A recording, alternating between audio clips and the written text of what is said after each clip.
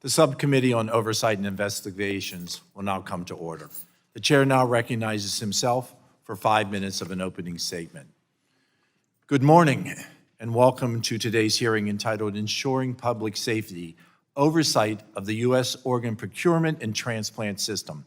I want to begin this hearing by saying that it is an honor to serve as the chairman of this subcommittee, and I look forward to working on a bipartisan basis to shed light on many areas in need of oversight and reform. Just last year, 48,000 organ transplants were performed in the United States. Many of us know someone who is an organ donor or an organ recipient. There might be relatives, friends, neighbors, coworkers. These procedures are often life-saving and can extend an individual's life by years, if not by decades. While organ transplants are a relief to so many families, there's actually another side to the story that is equally important, and that is the story of the donors and their loved ones. In September of last year, this subcommittee held a hearing to conduct oversight of the organ transplant and procurement system, as well as implementation of the Securing the U.S. Organ Procurement and Transplantation Network Act, which was signed into law in September of 2023. During that hearing, certain allegations came to light, raising concerns whether practices and procedures were putting patient safety at risk. Following the hearing, the Health Resources and Services Administration, known as HRSA, directed the Organ Procurement and Transplantation Network, or OPTN, to investigate the issue to better understand what transpired in one of these alleged incidents. HRSA also conducted its own investigation. The agency compiled a report that describes practices at the Organ Procurement Organization, OPO, formerly known as the Kentucky Organ Donor Affiliates, CODA, but it is now known as the Network for Hope. The report also details the failures by the OPO and the OPTN to adequately recognize and respond to poor patient care and quality practices. HRSA then issued a corrective action plan to the OPTN, directing them to take specific actions to address the concerns that were identified in the reviews. I asked unanimous consent to enter HRSA's report dated March 24, 2025, and HRSA's corrective action plan dated May 28, 2025, into the hearing record. Without objection, so ordered. The report provided a detailed overview of HRSA's investigation, including about what is referred to as the index case, OPTN, the OPTN contractor, and CODA, and finally, CODA's organ procurement in recent years. As part of the review of the cases beyond the index case, HRSA focused on the overall medical presentation and initial and subsequent neurologic status of patients, staff interactions with patients and families, and primary medical teams, and evidence of robust documentation and quality assurance procedures. Lastly, the report includes an appendix consisting of OPTN's findings following the HRSA-directed review. For every doctor, one of the most important tenets in the doctor-patient relationship is, above all, do no harm. But what happened in these cases fractured the doctor-patient relationship and saw patients subjected to pain and suffering that should never have occurred. As a member of Congress, we all swore an oath to protect the constitutional right to life afforded to each and every American. These incidents cannot be allowed to stand without strict investigation and oversight in the spirit of our constitutional oath. The federal government plays a critical role in ensuring the organizations tasked with administering and overseeing our nation's organ procurement and transplant operate safely, effectively, and in accordance with the law. Transparency is key to improving the system and repairing the public trust. This committee has and will continue to follow the facts so that we can restore trust and accountability within the system. I want to thank the witnesses from both panels for joining us today. I look forward to hearing from each of you about the challenges facing the organ procurement and transplant system, the ways that the system can be improved, and how we can ensure the safety of all patients who elect to be organ donors. I now recognize the ranking member of the subcommittee, Ms. Clark, for her opening statement. Thank you very much, Mr. Chairman. I'd like to congratulate you on being named the new Oversight and Investigations Chair. There's a great deal of important oversight to be done, including today's hearing, and I hope we can work together to shine a light on the problems across the broad jurisdiction of the committee and ensure that our government is working to improve the lives of Americans. Today's hearing is an important step toward improving confidence in America's organ donation system by confronting some of its problems head on. The Health Resources and Services Administration, or HRSA, and the entity that it oversees, the Organ Procurement and Transplantation Network, or OPTN, reacted to a troubling story that came to light during a hearing in this subcommittee last year. In that case, a patient in a Kentucky hospital had been identified as a likely donor and, with the consent of his family, began the various tests and procedures necessary to evaluate the viability of his organs for donation prior to his removal from life support. At numerous points throughout the process, both hospital staff and the staff from the Organ Procurement Organization noted potential signs of consciousness and discomfort from the patient. Nevertheless, the process proceeded all the way to the point that the patient was in the operating room. At that point, however, the surgeon ultimately refused to operate, stating they felt the operation would be inhumane and unethical. The patient ultimately recovered and was later discharged from the hospital and is still alive today.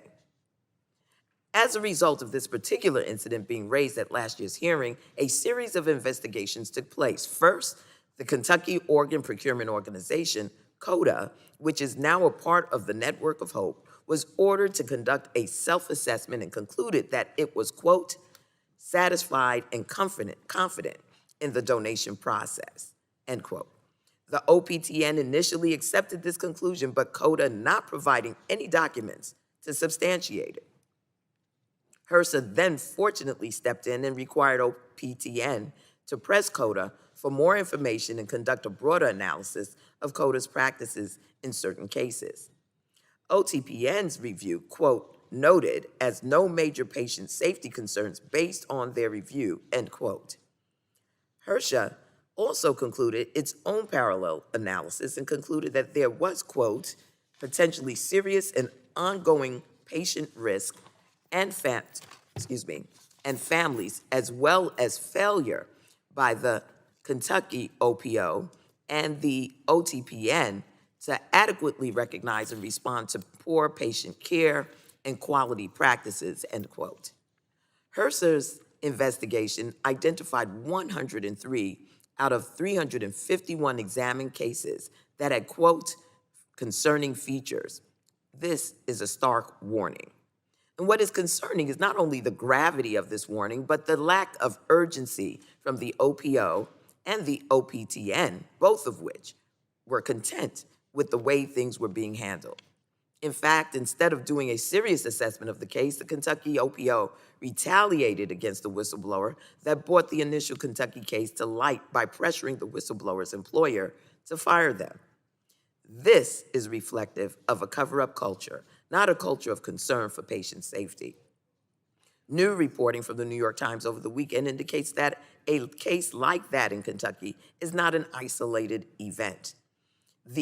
That reporting cites 12 cases across 9 states that all raise concerns about how OPOs and donor hospitals are handling potential donors that are near death and might die from what is called circulatory death rather than brain death.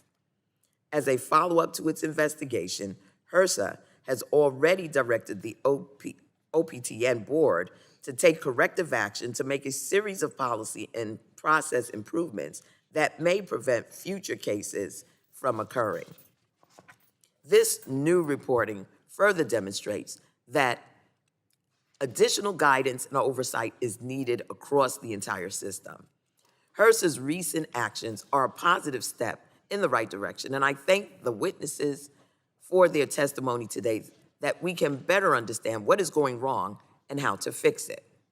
I am also deeply grateful to my sister, Congresswoman Robin Kelly, and the CBC Health Brain Trust Chairwoman, and my fellow ENC member for her unwavering leadership in transforming the organ procurement system and championing the modernization of the organ procurement and transplantation network, with President Biden signing into law in September of 2023, the bipartisan Securing the U.S. Organ Procurement and Transplantation Network Act, H.R. 2544. Her tireless advocacy has paved the way for a more equitable, efficient, and life-saving transplant system for all Americans. Organ donations save lives, but we won't have enough organ donors if patients and their families do not have confidence in the safety and sanctity of the process. Thank you, Mr. Chairman, and I yield back. Thank you. The chair now recognizes the chairman of the full committee, Mr. Guthrie, for 5 minutes for an opening statement. Thank you, Mr. Chairman. I want to congratulate you on your hearing and your chairmanship of this great subcommittee. And Dr. Dunn, who's here, is going to be the vice chair of the full committee, and look forward for us all working together. And I want to kind of set my perspective in the stage today. My mother passed away waiting on a liver. She had end-stage liver failure, and so I've been there. But she was called once, so we're sitting at Vanderbilt Hospital, and the surgeon comes in and says, "I'm about to jump on a jet and fly to Chattanooga." And so you're sitting there with your family of hope, and you've got the thinking of the other family. There's another family in another hospital somewhere else who's having the opposite. Unfortunately, the liver wasn't one that she could use, and so she didn't get called again. So we have to get this right. We have to have people. I'm an organ donor. I want to be an organ donor. I'm going to continue to be, and hopefully everybody will continue, because it really matters. It's life.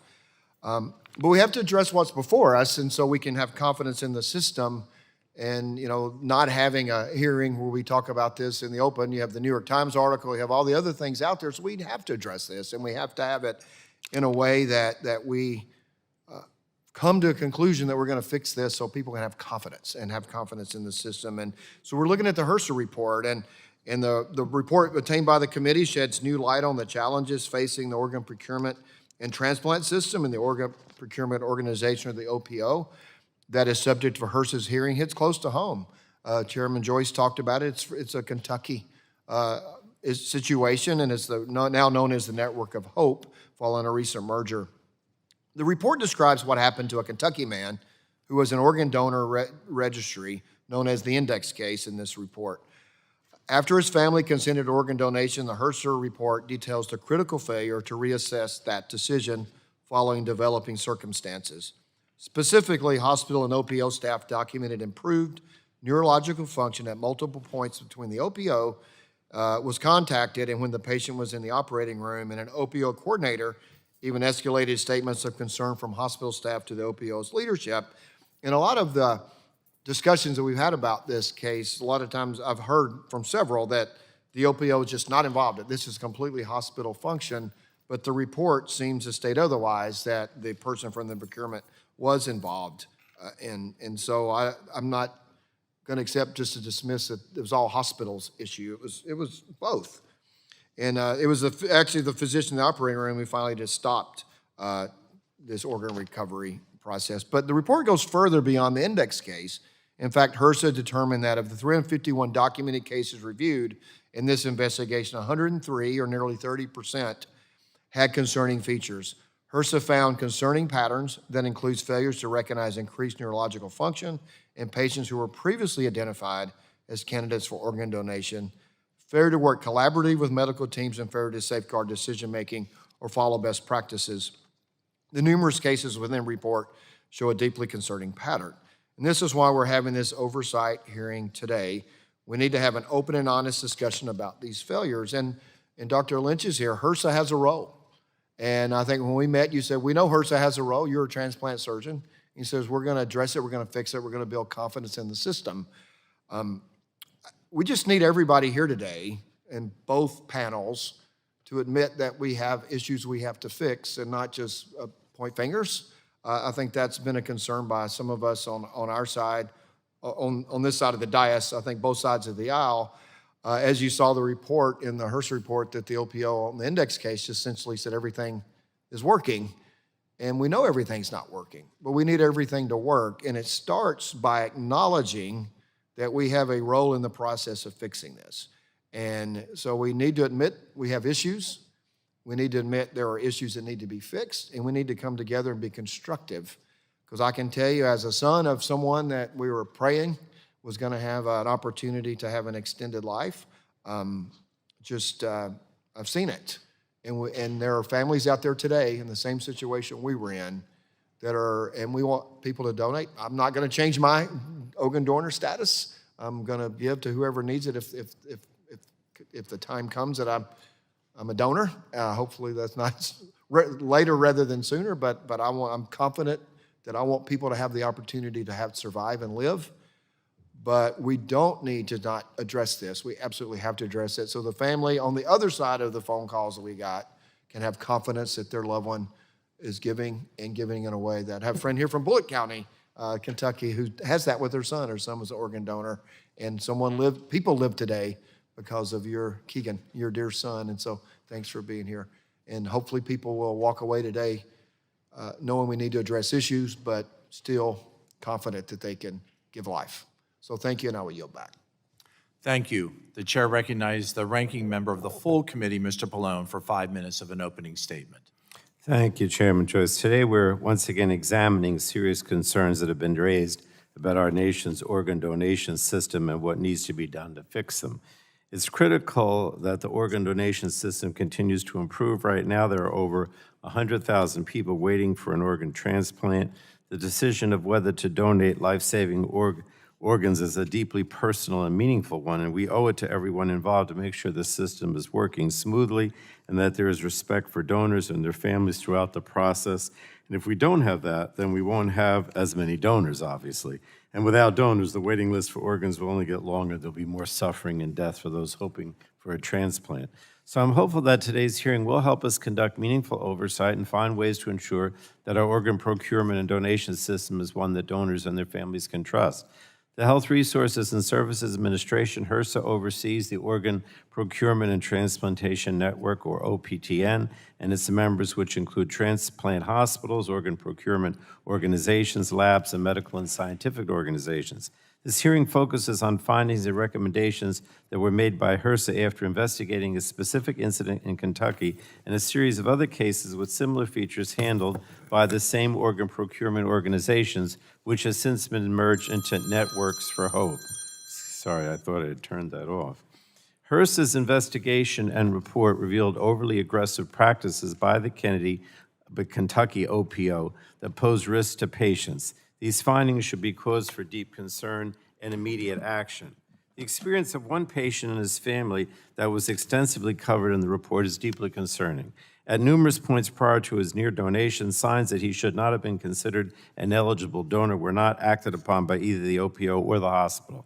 Even more concerning, the HRSA investigation found similar examples of the OPO attempting to push forward with procurement of organs despite signs of cognitive function in the patients. Now, these procedures were all ultimately not completed, but the OPO's pressure tactics prolonged the processes before they were stopped. When details of the incident in Kentucky were first reported, there were some key stakeholders who tried to downplay it before it was fully investigated, and some continue to do so even after seeing the results of HRSA's investigation. And I find this troubling and counterproductive. When there's a problem that affects people's lives, our responsibility is to face it and try to solve it, not sweep it under the rug. Yesterday, HHS announced it would take action against Network for Hope if it does not comply with certain accountability measures. And there's also new reporting from the New York Times over the weekend describing numerous other cases from across the country where there were serious errors in the process of determining donation after circulatory death. In some cases, doctors found patients' hearts still beating after they had started the procedure. Other healthcare providers described donation procedures being initiated prematurely or without a complete assessment of the patient's cognitive condition. These are very disturbing cases and show why oversight of the donation system is necessary. Now, last Congress, we passed the bipartisan Securing the U.S. Organ Procurement and Transplantation Network Act. This legislation created a foundation for the reforms that HRSA has been able to achieve, and are still in progress. HRSA has used its new authorities and resources to strengthen its oversight over the OPTN, including by creating a new board of directors and beginning the transition to additional contractors. But there's a lot more work to do. We need to make sure that there are experienced and qualified staff to continue the work of improving the system and increasing accountability. Secretary Kennedy's massive staff cuts and reorganization plans at HHS will cause great harm to the services it provides to the American people. HHS has not been forthcoming about where the cuts are occurring and what programs may be harmed by this so-called reorganization. And committee Democrats will continue to push back against cuts at HRSA and across HHS. I just want everyone to understand that with someone in charge like Secretary Kennedy, who I really don't think has any idea what he's doing, it's hard to be concerned, to be convinced that any reorganization could actually be, productive or helpful. But in any case, we'll see. Improvements to the OPTN and increased oversight by HRSA have broad support from this committee, and I hope we can continue to work together to ensure improvements that produce patient safety and create a culture of transparency and accountability. And those changes will increase confidence in the system, hopefully, which in turn could increase organ donations that save the lives of others. So it's a very important hearing. I want to thank you, Mr. Chairman. I yield back. That concludes member opening statements. The chair would like to remind members that pursuant to committee rules, all members' written opening statements will be made part of the record. We want to thank our witnesses for being here today and taking the time to testify before the subcommittee. You will have the opportunity to give an opening statement followed by a round of questions from members.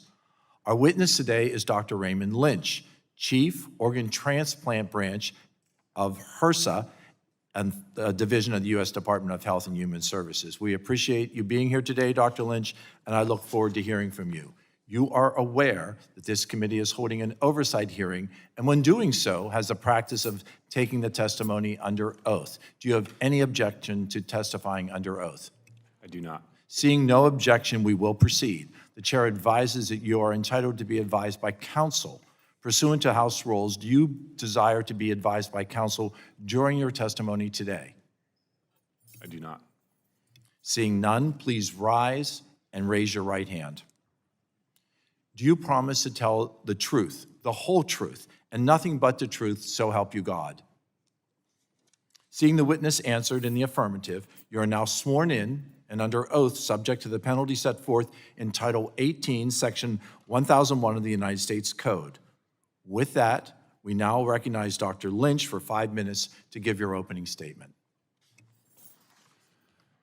Chairman Joyce, Ranking Member Clark, Chairman Griffith, members of the subcommittee, thank you for the opportunity to testify on behalf of the Health Resources and Services Administration, or HRSA, an agency within the U.S. Department of Health and Human Services. HRSA's, closer, sorry. Want me to start over? Chairman Joyce, Ranking Member Clark, Chairman Griffith, members of the subcommittee, thank you for the opportunity to testify on behalf of the Health Resources and Services Administration, or HRSA, an agency within the U.S. Department of Health and Human Services. HRSA's Division of Organ Transplantation oversees the Organ Procurement and Transplantation Network, or OPTN, a public-private partnership established by Congress to provide safe, fair, and consistent access to care across the United States. We thank Congress for the continued leadership on strengthening this mission. It was this committee that last year identified the safety concern we are here today to discuss, and it was through new resources and authorities provided by Congress in 2023 that we've been able to address this issue, as well as others critical to the safety and welfare of all patients touched by the system. As you know, the OPTN was established by passage of the National Organ Transplant Act, or NOTA, in 1984.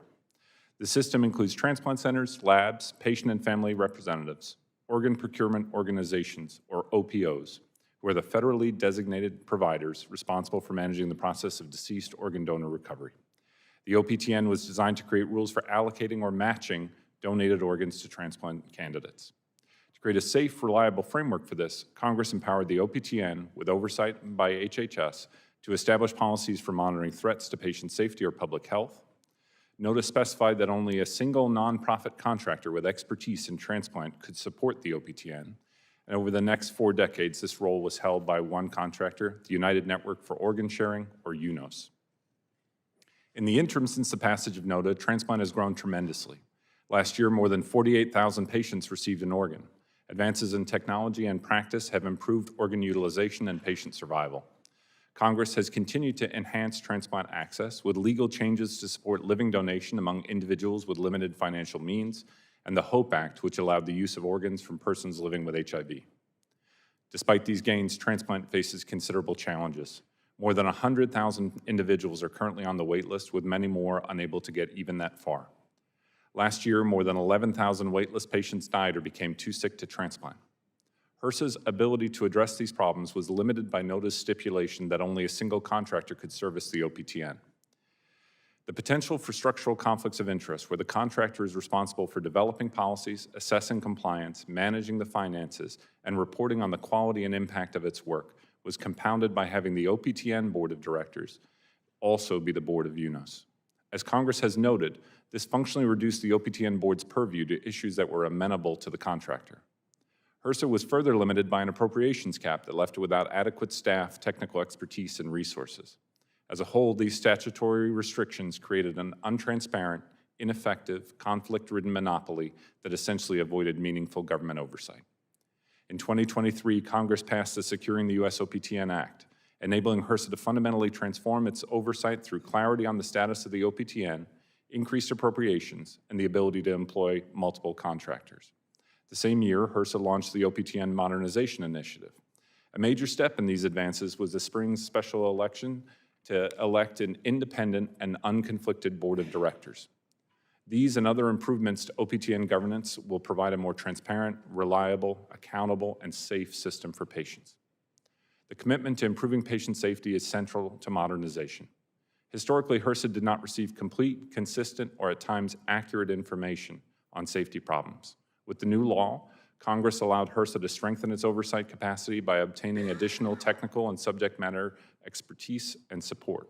In turn, HRSA has used these resources to create a multi-layered approach to preventing and addressing safety events. The impact of these changes cannot be overstated. In the legacy system, concerns of this type that we are here today to discuss could and did go undetected by the OPTN or uncorrected by the OPTN, instead of receiving the thorough review and response that we have provided in this case. As HRSA has stood up its new capabilities, we are grateful to those in the transplant community who have supported modernization. We're also grateful to Congress for recognizing that more than 80% of OPTN operations, including patient safety investigations, are supported by patient waitlist registration fees. The temporary authority granted in this spring's continuing resolution allows HRSA, instead of the contractor, to collect these fees and is critical to good management and oversight of the OPTN. We're hopeful that Congress will approve this on a permanent basis. We look forward to working with Congress to meet our shared goal of ensuring fair, safe, and reliable procurement and transplant care across the United States.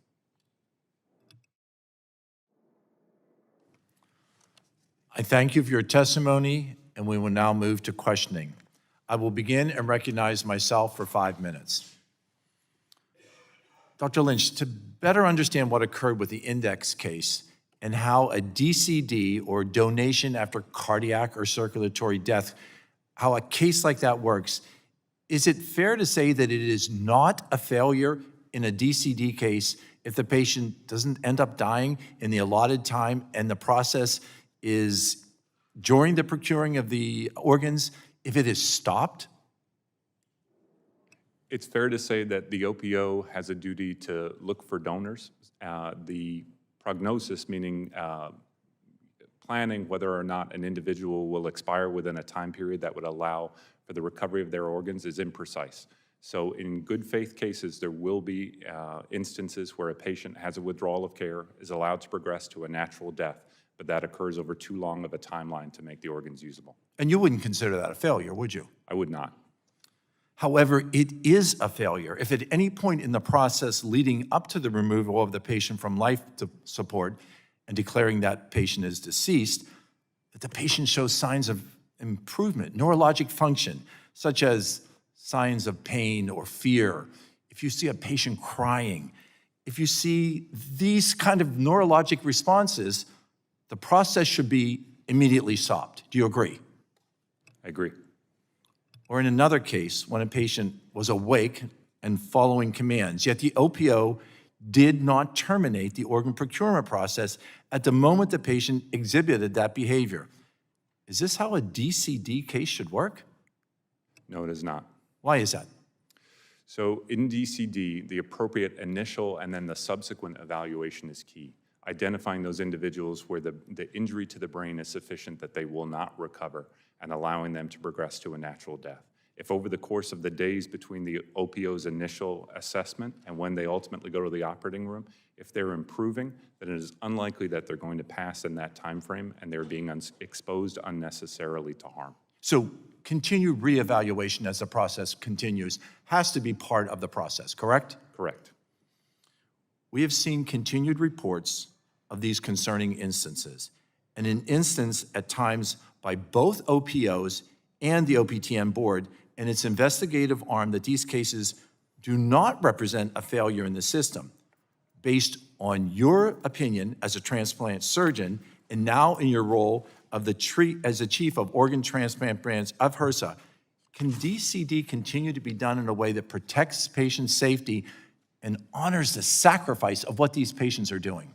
Absolutely. So this is critical to ensuring patients' ability to have their wishes fulfilled. So if you make that brave decision to be an organ donor and you can pass in a manner that you can be recovered safely as a DCD donor, you should be afforded that right. We're also relying on these organs to save the lives of other Americans. This is complex care. It's technically demanding, but it's knowable and fixable. This is something that can be done safely.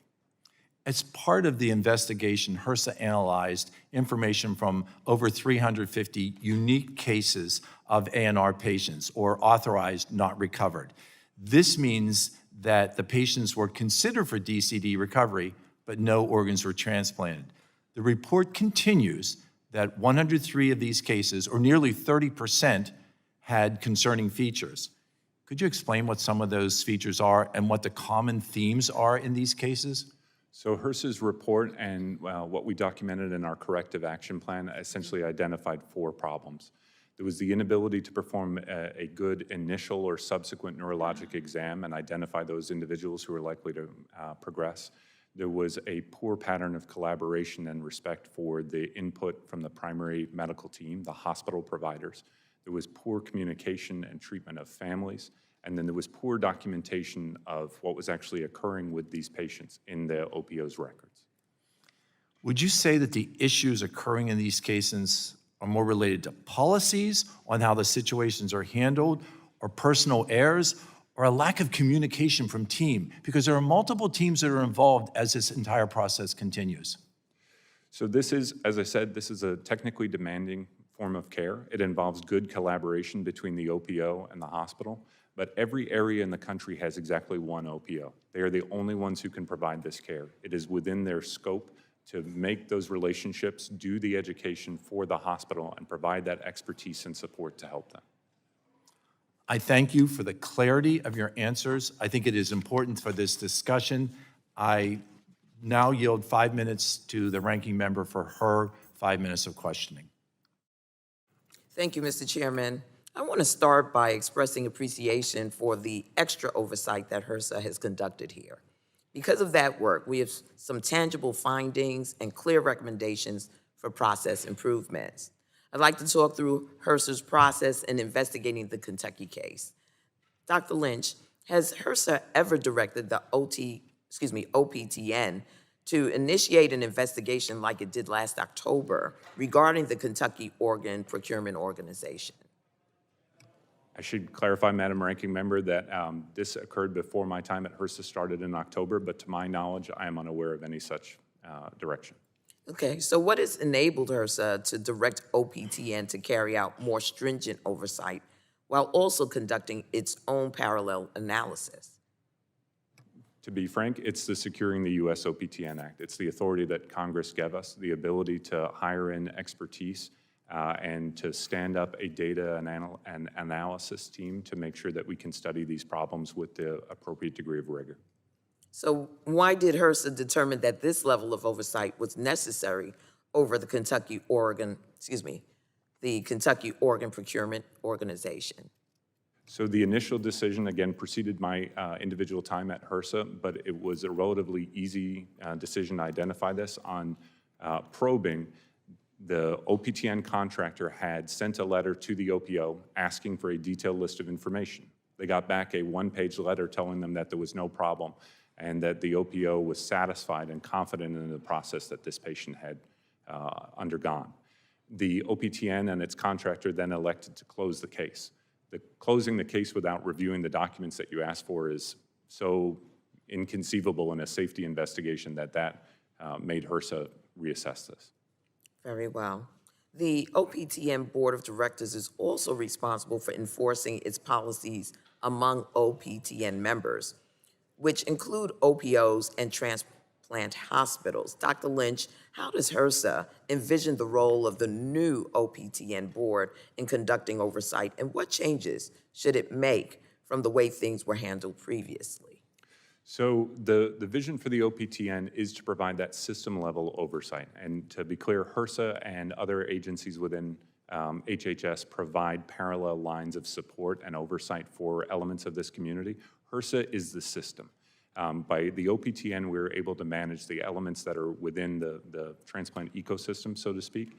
The vision for this is that every patient who is touched by a member of the OPTN system should have their information knowable, and their experiences, good or bad, should be the basis for subsequent policy making and policy improvements. The findings of the report are deeply concerning, and it's astonishing that no one appears to have thoroughly examined what happened in Kentucky for several years. The incident, including T.J. Hoover, occurred in 2021, but there was no report of the case until 2024.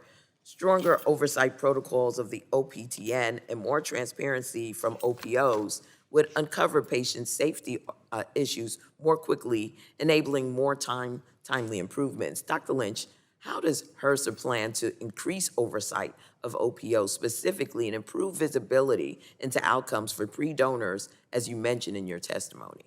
So it is a multi-layered approach to this. The first is knowing the data that every patient who's interacted with will have their information known to the government. That's something called the ventilated patient form in the case of the OPOs that we will know from the time of referral and first contact through either the successful recovery of organs or the end of the OPO's contact with that patient. And then in the case where something adverse happens, HRSA has already changed its practice so that instead of the report going to the OPTN contractor and being triaged there, reports can now come directly to the government for assessment and direction to the appropriate entities. So what triggers that when it comes directly to HRSA, or is it that it goes to both? So there are two ways in which a safety event can be reported. One is that it can be reported by the OPTN member itself through their secure portal.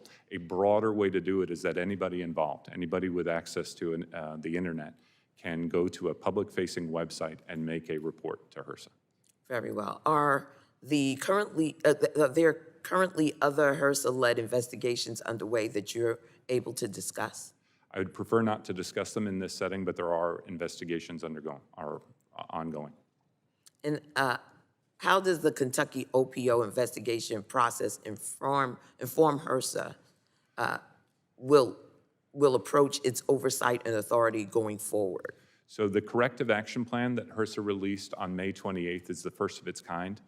This has parallels within other entities within HHS and the rest of the federal government. This is meant to immediately mitigate the circumstance at this OPO.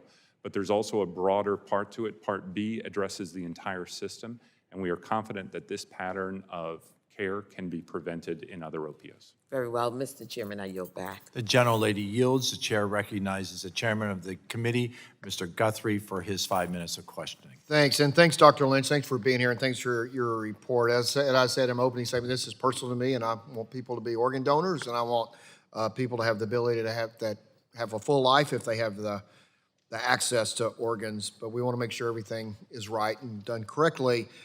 And one of the things I think you said, you weren't here at the beginning of this, but you didn't say, hey, I wasn't here, so it's not my responsibility at the time. Also, when we had our meeting, you didn't say, well, it's somebody else's issue, not mine. You said HRSA has a role in this, and you just got started with Ms. Clark. So what does HRSA need to do different to make more confidence in the system? So I'd like to begin by expressing my apologies for the care that was delivered to your constituents, to the people of Kentucky. It's unacceptable, and it's not something that HRSA is going to let stand. This was the impetus for our corrective action plan to make sure that this did not continue in Kentucky and that other OPOs could learn by example. This is HRSA's responsibility. HRSA has this authority delegated by the Secretary, and we intend to make sure that the OPTN and its contractors are able to fulfill this role. Okay, so thank you. So from your perspective, or from HRSA's perspective, what more needs to be done by others, including the hospitals, the OPOs, the OPTNs, all the different groups? What needs to be done differently? There's room for improvement by all parties, but the central figure here is the OPO.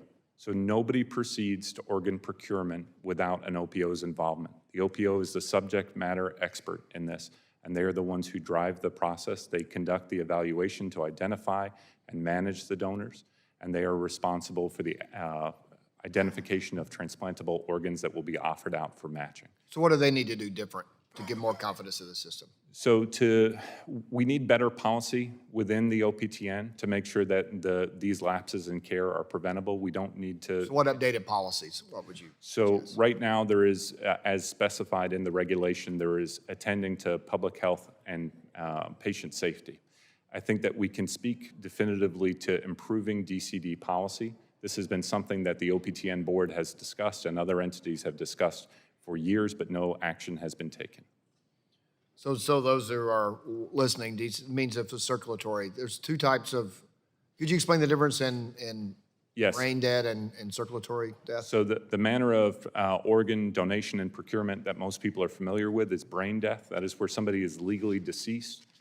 Their brain is not functioning, but their body is being maintained on a ventilator and with medical support. And that group, which is a big group, well, there's a bigger, unfortunately because of drug overdose, a bigger group of the second. But that group, we're really not questioning today what's being done with them, are we? HRSA has ongoing work to make sure that all forms of organ donation and procurement are safe. But brain dead is not, this is a different category. The case in Kentucky was donation after circulatory death, or DCD. Historically, that was a less common pathway. In the United States right now, it's about 50% of the organ donors.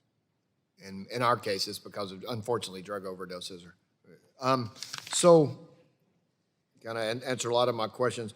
Do you believe that, policies and procedures need to be updated?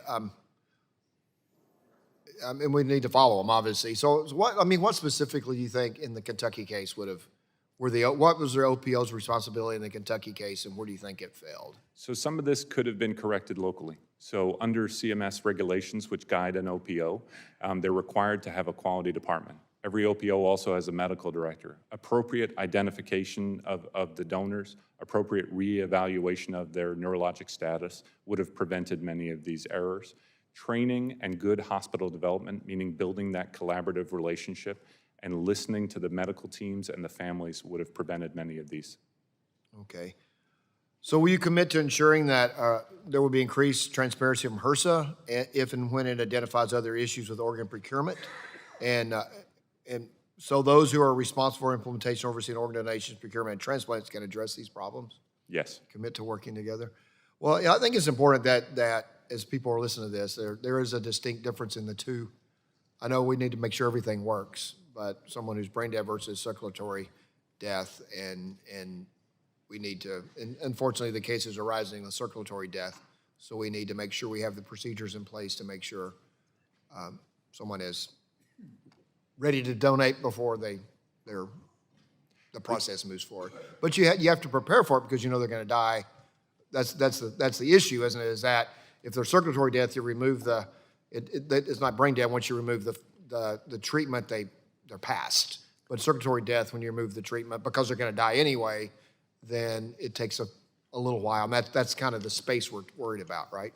There is ongoing work. There has been work for many years to try and get better at predicting who will pass and in what time frame. It remains inexact, but however you're planning on predicting that, you need accurate information. And that gets down to conducting a good neurologic exam and a good history on what is wrong with the patient. Thank you. I yield back. The gentleman yields. The chair recognizes the ranking member of the entire committee, Mr. Pallone, for his 5 minutes of questioning. Unlike our hearing last September, we have the benefit of HRSA in attendance as a witness, and we have solid evidence-based examinations conducted by HRSA. That's also directed the OPTN to make a monitoring plan for the Kentucky organization that is the focus of its investigation, and a system-wide policy on protocols to pause the organ procurement process when there are concerns about the patient's status.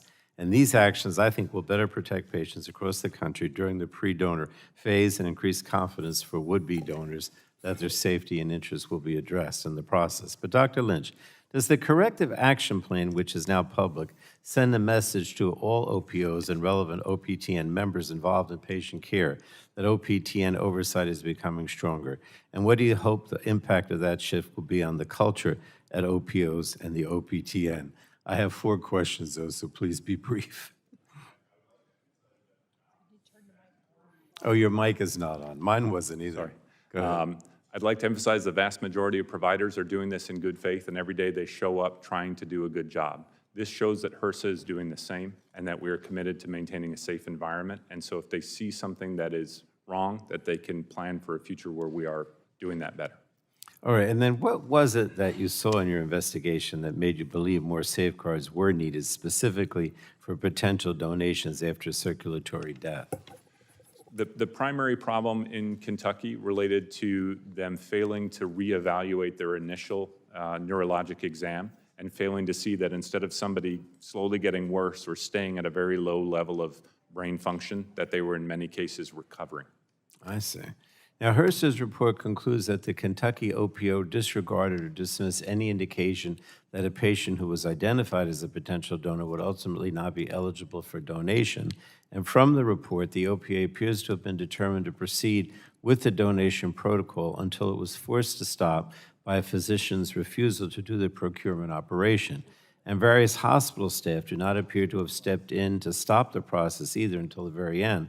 And despite this, some organizations argue that discussing concerning cases like this openly leads to fewer donations and harm to the donation and transplant system. So, Dr. Lynch, I can't believe I'm asking you this because it seems absurd, but what is HRSA's response to criticism that identifying and discussing lapses in patient safety in the OPTN is harmful to the system? I mean, I don't agree with that, but go ahead. So I'll keep it brief for your other questions. It's twofold. The first is that trust is earned. It's not to be expected. It's earned every day. And the second is that no system ever improved in the dark. We need to have good data. We need to show that we are paying attention. And look, the bottom line is transparency is everything. You know, I mean, I've been here a long time, and if you don't have transparency, ultimately, you know, things don't work. So I totally agree with you. Last question, though, you can take time on this. What are specific ways that improved oversight of the system will help restore confidence that the OPTN is safe and effective and that people should be organ donors? You have almost 2 minutes to answer that one.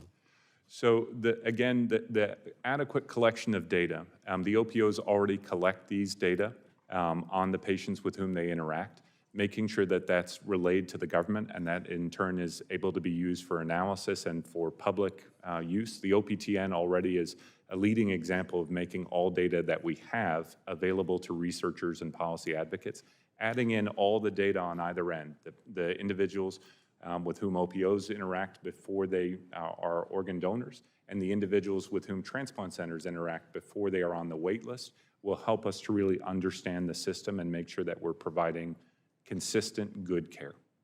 All right, thank you. I mean, if the goal is trust in the system, there has to be consistent standards for all OPOs to avoid disparate treatment for patients based on where they live and receive care. And HRSA's Corrective Action Plan, I think, is a step in that direction. And the OPTN and OPOs should welcome a constructive response from HRSA to prevent egregious incidents that put patients at risk. It very important. So with that, Mr. Chairman, thank you. I yield back. The gentleman yields. The chair now recognizes the vice chairman of the committee, Mr. Balderson, for his 5 minutes of questioning. Thank you very much, Mr. Chairman, and congratulations. Dr. Lynch, thank you for being here today. HRSA's report details many instances where the neurological condition of patients were not thoroughly assessed. Can you provide a few examples of where you found that to be the case? The initial one was what we are calling the index case. That individual was showing increased signs of consciousness over the day preceding the organ recovery attempt and then throughout that day of the organ recovery attempt.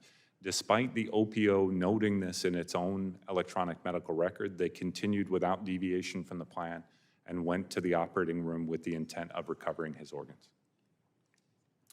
What changes to policy or procedures would you or have you recommended to ensure that patients are thoroughly evaluated prior to moving forward with procurement through DCD?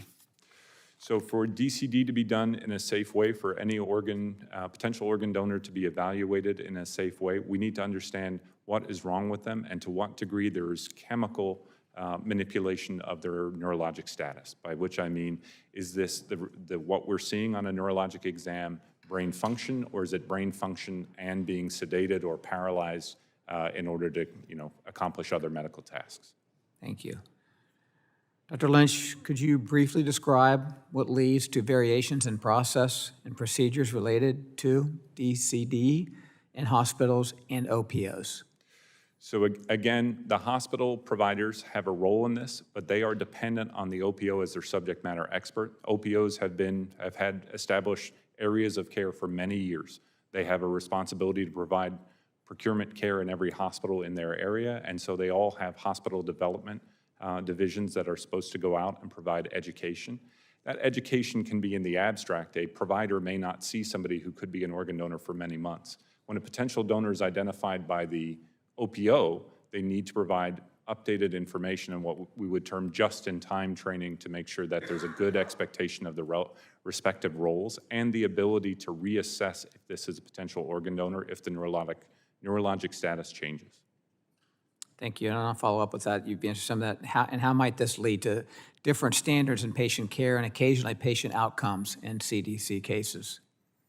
So this is meant to provide consistent care to make sure that the imaginary lines or the invisible lines over which a patient may move within a state or across states don't affect the quality of neurologic care that they will receive in a hospital, and that they are able to have equal access to being an organ donor if that is the path for them, or to not being subject to that procurement process if it's not appropriate. Thank you. Dr. Lynch, has HRSA ever recommended that an OPO be decertified? So the decision to decertify an OPO actually rests with CMS, not with HRSA. Thank you.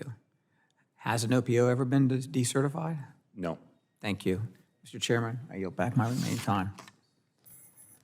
The gentleman yields. The chair recognizes the gentlelady from Colorado, Ms. DeGette, for her 5 minutes of questioning. Thank you, Mr. Chairman, and congratulations on ascending to your new role. I know this subcommittee is in capable hands. And I want to say, as someone who has been on this subcommittee my entire time in Congress, we've spent a lot of time over the years looking at the organ donation rules and practices, and it's really shocking when something like this happens with all of the effort that Congress has put in, and I know agencies like yours as well. Last year, there were more than 48,000 transplants performed in the United States, but right now, there are more than 103,000 people on the national transplant waiting list, and tragically, as you know, Dr. Lynch, about 4,700 patients die every year while waiting for organ donation, and so there's an incentive to find more organs, and it's a life-saving thing if it's appropriately done, if the person wants to donate their organ, and if in fact they're dead, and in fact if it qualifies. That's something we all agree with, and I'm hoping everyone on this subcommittee has checked yes for organ donation. But it's horrifying to everybody to see some of these practices that are being used. And the New York Times has been, in the last few weeks, doing some very good investigative journalism around this practice of circulatory death certification. And there was just an article dated July 20th, updated today in the New York Times about this practice. Mr. Chairman, I ask unanimous consent to put this article in the record. So ordered. So what they talk about, and Dr. Lynch, you talked about it a little bit, is the increase in the circulatory death process is part of what has led to this problem, because in a rush to get the organs, then many of the providers are saying that this is putting pressure on them to certify death when in fact the person may be even moving. And I'm wondering if you can talk about that just briefly. So to be clear, the certification of death is by the donor hospital, not by the OPO. But with regard to what I believe your question is there increased regulatory oversight in the performance of OPOs that they're required to perform similar to their peers? Is that leading to a rise in these events? Yeah, but the hospitals feel that they're being pressured by the OPOs to certify death.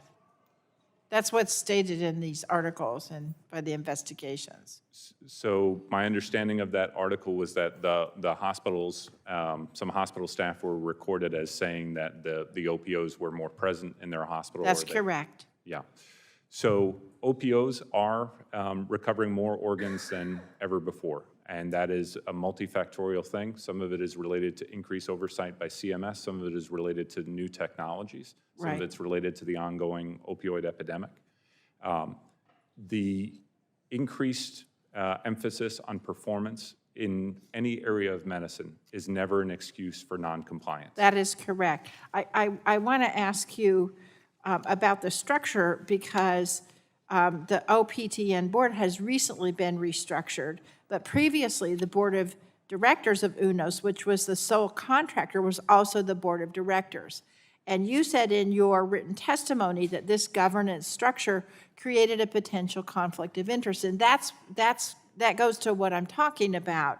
And so I'm wondering if you can explain the conflicts of interest as we're trying to do this oversight over these new emerging trends. So NOTA at its time was a wise piece of legislation, but over time it has shown its flaws. NOTA basically told HHS to build a house for transplant. And it said you can have one contractor, and that contractor is your architect, your builder, and your home inspector. HRSA was in the position of being across the street and wasn't able to directly oversee those functions. Having a contractor's board also be the board of the government entity, there's no way in which it will not affect the objectivity of that board. It's almost a per se conflict of interest, is that right? Yes. And so does HRSA have a written plan in place to make sure that we have continued safeguards against potential conflicts of interest and make sure this board remains truly independent going forward? Yes. So HRSA this spring created a new board of directors, and that was done through a special nominating committee, what we call the Transition Nominating Committee. They identified individuals who were volunteers coming forward from within the community. They identified a list of criteria to screen them for potential conflicts of interest, including service on the board within the last 10 years during the period of most concern. And from within a group that passed that conflict check, the community elected a new board. Thank you. I yield back. Gentlelady yields. The chair recognizes the gentleman from Alabama, Mr. Palmer, for his 5 minutes of questioning. And as the former chairman, I want to congratulate you on chairing the committee, and I know it's going to function extremely well. Mr. Lynch, in your written testimony, I want to read something, and I quote, as HRSA was directing the OPTN to conduct the review of KYDA practices, an industry trade group, the Association of Oregon Procurement Organizations, publicized an open letter characterizing the ongoing effort to improve patient safety through enhanced oversight as a misinformation conspiracy campaign and concluded it is time for it to stop. And it was signed by more than 20 of the UNO staff. Would that letter constitute an attempt to obstruct HRSA's investigation? The legal definition of obstruct, I don't believe I would be the most. I'm not talking about a legal definition. It was concerning to HRSA that numerous high-ranking members of the contractor and members of the OPTN board did sign that. And in the review committee that we directed the OPTN to undertake, we asked that nobody who was a signer to that be a part. But basically, they were saying there's nothing to be seen here. That's correct. Okay, but that's not the first time you've had issues. Your written testimony also notes that historically, HRSA did not receive complete, consistent, and at times accurate information regarding patient safety and complaints and concerns raised by the OPTN members and other stakeholders. So if there's any consistency here, it's a consistency in trying to shield what they were actually doing. So one of the problems with having a single contractor environment is that if it's responsible for devising the policies, anything that's happening that's out of compliance with the policies could be seen as a failure of that first process. So it's, But what I'm not trying to necessarily throw people under the bus because I'm an organ donor. It's on my driver's license, and I realize the consequence of this. We had a lot of discussions about this before we ever had the hearing, but at the same time, we've got a responsibility to make sure that people know that this process will be conducted humanely, that it will be conducted legally, and that the people who are doing it have at the very minimal the best interest of the individual donor and the families that are involved. And from your own written testimony and from the report from HRSA, I mean, there's multiple instances here where it appears that they were, I use the word obstruct, but clearly impeding an effort to expose some major problems, particularly in Kentucky. we have a plan which is already in place to prevent that in the future, which includes making sure that. I understand, but what I'm trying to say is that we're trying to conduct an oversight hearing to reach, to come up with some solutions, which I think your efforts are excellent from what I've read, and that's exactly what you're trying to do. But I think there's got to be some accountability. There were clearly some things that happened that I think could constitute euthanasia. I mean, if the patient's dying, but they take the patient's organs before they die, that's euthanasia. When we identify conduct that we find is at odds with the OPTN contractor's duty, we have notified them of the expectation to perform better. Well, again, we had this discussion before we had this hearing, we want to make sure that the American public knows that if they are willing to become an organ donor, they're going to be treated humanely and legally, and that the family's wishes will be respected, and that you're not going to have these horrible situations like we've seen here in Kentucky and some other places, frankly.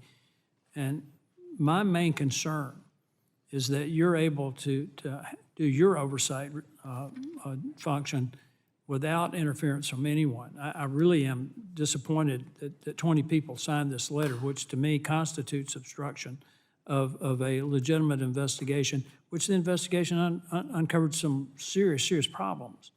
And I just want to know if there's any consequences that anyone will be held responsible for how they conducted this. And going on reading through your testimony, there are other examples where you weren't given accurate information. I won't say that it was fraudulent, but it was clearly intended to not reach the conclusion that you needed to reach. So when we identify a deficiency, we do communicate that in the contracting manner. But what are the consequences? As a non-contracting expert, there is a stepwise progression in noting a government contractor's ability to perform its functions effectively. The consequence that is within my direct scope is that we do not take these things on faith. We are trying to make sure that this is something that the government has the accountability. We have now the resources to get this done, so we double check the work. My time has expired, Mr. Chairman. I yield back. The gentleman yields. The chair recognizes the gentleman from New York, Mr. Tonko, for his 5 minutes of questioning. Thank you, Mr. Chair, and congratulations on your appointment. Look forward to working with you. And I thank you and Congressman Clark for hosting this hearing. The families of patients have to make agonizing decisions about the care of their loved ones under great stress. This is especially true when their loved one is on life support and may be nearing death. It is essential that the communication with families by hospital staff and OPOs about the patient's condition is indeed accurate and delivered appropriately so families can make well-informed decisions that respect the wishes of their loved one. HRSA's investigation identified a troubling record of the Kentucky OPO's communication with patient families. In one case, the OPO employees seeking consent to begin preparation for organ donation spoke with the patient's brother who had a cognitive impairment. This individual was described as, and I quote, childlike in case records. In a separate case, the OPO spoke with two family members who were, quote, clearly inebriated. So, Dr. Lynch, in your review, did you determine why the OPO would approach family members like those in these examples who are not in a position to make serious decisions like consent for organ donation? The records that we reviewed don't describe the motives of the individuals that did this, but the inability to reconsider the options and to consider the humanity and the autonomy of these patients and their families is troubling. And were OPO employees responsible for seeking consent from families for organ donation trained to interact with families this way? That would be one of the core functions expected of the OPO. And what do you think needs to change so this doesn't keep happening? So we have a corrective action plan in place that includes the requirement that the OPO perform up-to-date education and setting expectations with the family, with the healthcare team, and in making sure that if at any point either the healthcare team or the family has a concern, that there is a pause in the process to allow for adjudication of that. Thank you. And this seems like a manipulative and overly aggressive strategy. The sister of the Kentucky patient has said that she was never told that her brother had started to wake up after she had given consent for donation. She says she only found out years later. So, Doctor, the corrective action plan from HRSA directs the OPTN to develop system-wide policies for improving communication with families and empowering them, along with medical teams and other involved stakeholders, to request a pause in response to a patient's changing condition. What are the gaps in patient-family communication that you found in your investigation? So this is, as you pointed out, one of the most horrible and challenging times in a family's life. The events that lead to somebody becoming a potential organ donor are usually sudden and tragic. Interacting with a grieving family, helping them to make educated decisions, providing compassionate and fair information, and a complete sense of what the procurement process will look like. Those are skills. They are skills that some OPOs clearly perform better than others, but they are skills for which the OPO is responsible. Thank you. And why did HRSA conclude that the creation of a system-wide policy that includes a clear role for patient families was necessary? And what do you hope will change after that policy is in place?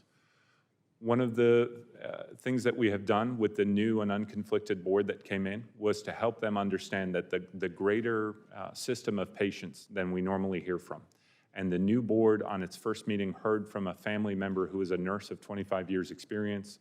Her sister was a kidney transplant recipient, but her nephew unfortunately had suffered poor care from a different OPO, not from the OPO that we're here today discussing. Making sure that we make clear to the OPTN, to its members, that this is something that matters, that to paraphrase a 100-year-old sentiment, the key to the care of the patient is caring for the patient. Those are the key elements here. Thank you. And how will HRSA evaluate the effectiveness of the OPTN board's policy proposals and oversee compliance of the policies when they are established? As we move forward with this, we have several ongoing innovative areas of improving patient safety. We're making sure that there is appropriate patient and family representation on these deliberative groups, on these committees within the OPTN, so that those perspectives can be honored. That's one of the key parts. Well, again, thank you. And the committee looks forward to receiving updates as the OPTN board and HRSA collaborate on clarifying this policy that will affirm the communication throughout the process leading up to planned organ donation that patient families are entitled to. So it's obviously needed, and your efforts are a step in the right direction. And for that, I thank you. And Mr. Chair, I yield back. The gentleman yields. The chair recognizes the gentleman from Idaho, Mr. Fulcher, for his 5 minutes of questioning. Thank you, Mr. Chairman. Mr. Lynch, thank you for being here today. Some of us have not been through this process personally, and I think that might be a blessing, but at the same time, that may also indicate that we're less familiar with some of the particulars that you're addressing here today. And I know that some of us have come back to you with the same general topic a time or two, and I'm probably no different, but I want to frame this in a way that may open you up to make some comments that you haven't to some of the other questions. And it has to do, of course, with the public safety responsibility that we have on the congressional side, and just the public trust that we want to try to foster. So it's essential for those of us here in the congressional panel to investigate and address situations that could result in harm to public safety, including improper practices in organ donation. We're also sensitive, as has been pointed out, that this can have an impact on the public perception of the process. So in light of all of that, can you just take a moment and perhaps touch on some specific steps that HRSA can take to make sure that public trust is where it needs to be? Microphone. Public trust is earned, and it is something that should not be expected in this process. We have an opt-in system. There are 170 million Americans who have made the brave choice that they would wish to be an organ donor. We want to be able to reassure them that the care that they will get is safe, that the documentation of their status, their wishes, and their progress through the system is safe and complete. That is being addressed through the policy directive that we have. In cases where an individual identifies something that was adverse, we want to make sure that all those concerns are relayed to us and are able to be directed to the appropriate entities. That doesn't mean that every report we get is going to be substantiated, but they should all have their review. Thank you for that. In your written testimony, there was a quote that I picked out there that I want to just refresh your memory on. Here's your quote, and then I've got a question related to it. You said that HRSA aims to foster an environment where providers, patients, and families feel safe to report their concerns.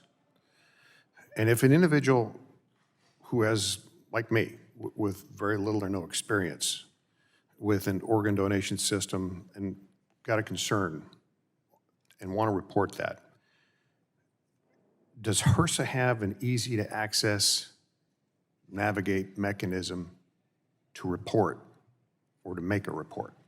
Yes, this spring we unveiled a new website, OPTN complaints, OPTN whistleblower. Any entry of words like that will bring you to a government website to make such a complaint.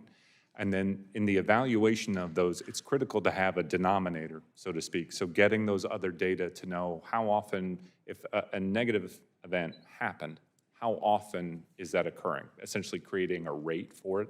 And so that's why getting a better data environment with the ventilated patient form is so deeply important. With that, Mr. Chairman, I'll just make the closing comment that some of the things that we get involved with on this committee may not be in our real sphere of expertise, but it's also a reminder of just how important some of these components are. And in this one, it is truly impactful on life and death. So thank you for what you do. And let's all just commit ourselves to trying to make the process better. With that, Mr. Chairman, I yield back. The gentleman yields. The chair recognizes the gentlelady from Massachusetts, Ms. Strahan, for her 5 minutes of questioning. Thank you, Mr. Chairman, and thank you, Dr. Lynch, for testifying today.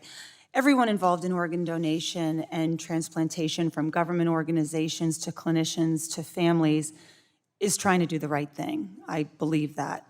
But what we're looking at today is a system in chaos. Too many adverse events are being reported, too many patients are being skipped on waiting lists, and too many donor cases raise deeply troubling questions. We're hearing about people showing signs of consciousness during donation prep, patients being approached for consent while coming off of sedation, families feeling rushed, doctors feeling pressured. That's not how trust is built or maintained. And one way we can maintain trust is by ensuring the integrity and security of the decades of patient data that power this system, especially as we move away from a single vendor model.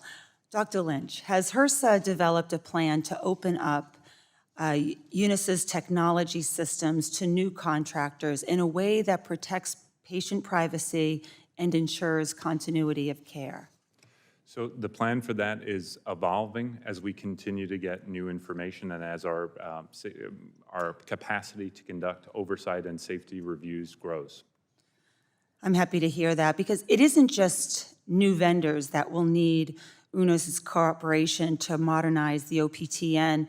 The federal government will also need unfettered access over the systems it paid for, starting with HRSA. It may surprise some to know that for years, HRSA has reportedly not had the power to fully review or access the computer systems that run the organ transplant network, including the code that makes matches and stores patient data. That means the government hasn't had a clear view into how the system works or where the risks are, which is especially concerning now as the system is being overhauled. So, Dr. Lynch, how is HRSA making sure it now has full access to the data and systems it needs to successfully carry out this transition? That also is it's an excellent question. It's an ongoing area of work. So these are government data. These belong to the taxpayers who paid for it.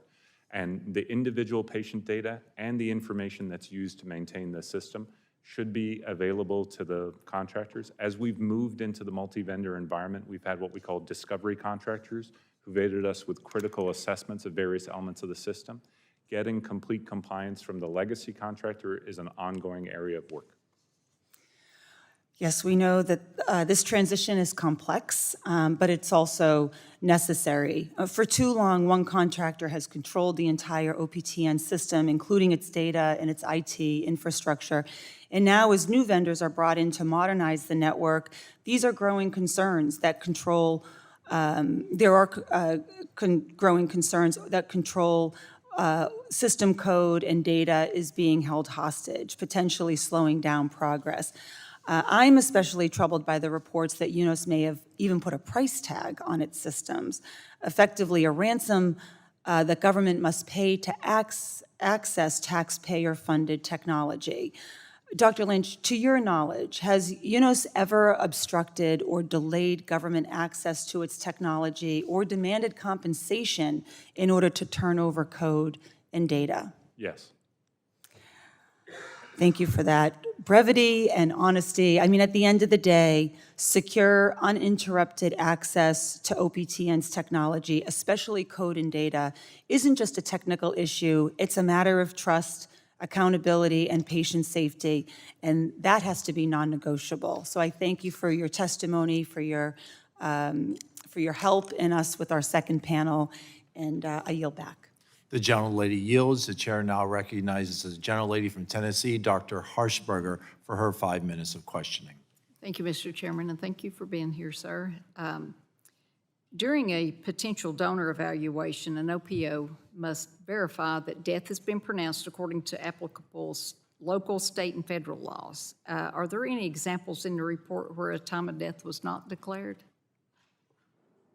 The OPTN report did note one in which a 5-minute interval between the initial and subsequent time of death was not adequately observed. Just one, then? I believe so in the OPTN report. Okay.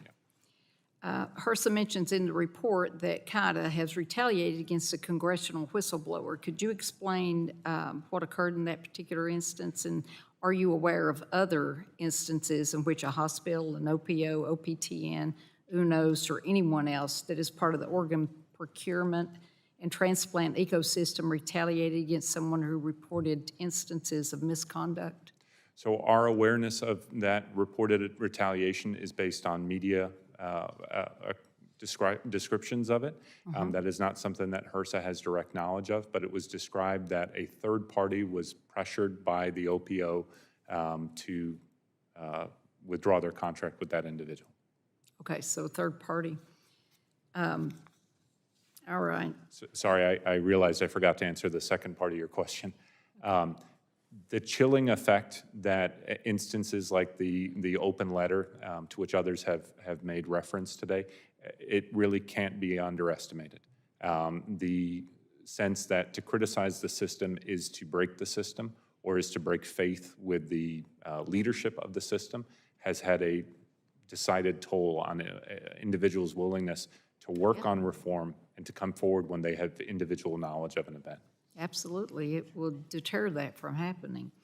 HRSA's report clearly states that a central tenet of DCD procurement is that until the patients pass, they remain under the care of the hospital's medical team. Can you provide any examples of cases where these lines may have been blurred? I'm sorry, could you repeat the very last part? Could you provide any example of cases where these lines may have been blurred? Sure. So I think it's important to level set here. I apologize. I'll use a little bit of time. The OPO does not have the authority to make patient care orders, but they do change what happens to these patients, and that is a standard part of DCD. If you imagine two twins who've had the same neurologic injury, one is pursued for organ procurement and the other isn't, they both get the same care at the end of their life in regard to what's supposed to happen to them. That is the ideal. But the one who's being followed as a potential donor has additional blood work done. They may have more invasive tests, like a bronchoscopy, where they have their lungs examined, or a cardiac catheterization, as the index patient in our review had happened. Those are not done for the care of that individual. They're done to evaluate the quality of those organs. And OPOs commonly have what they call DCD order sets.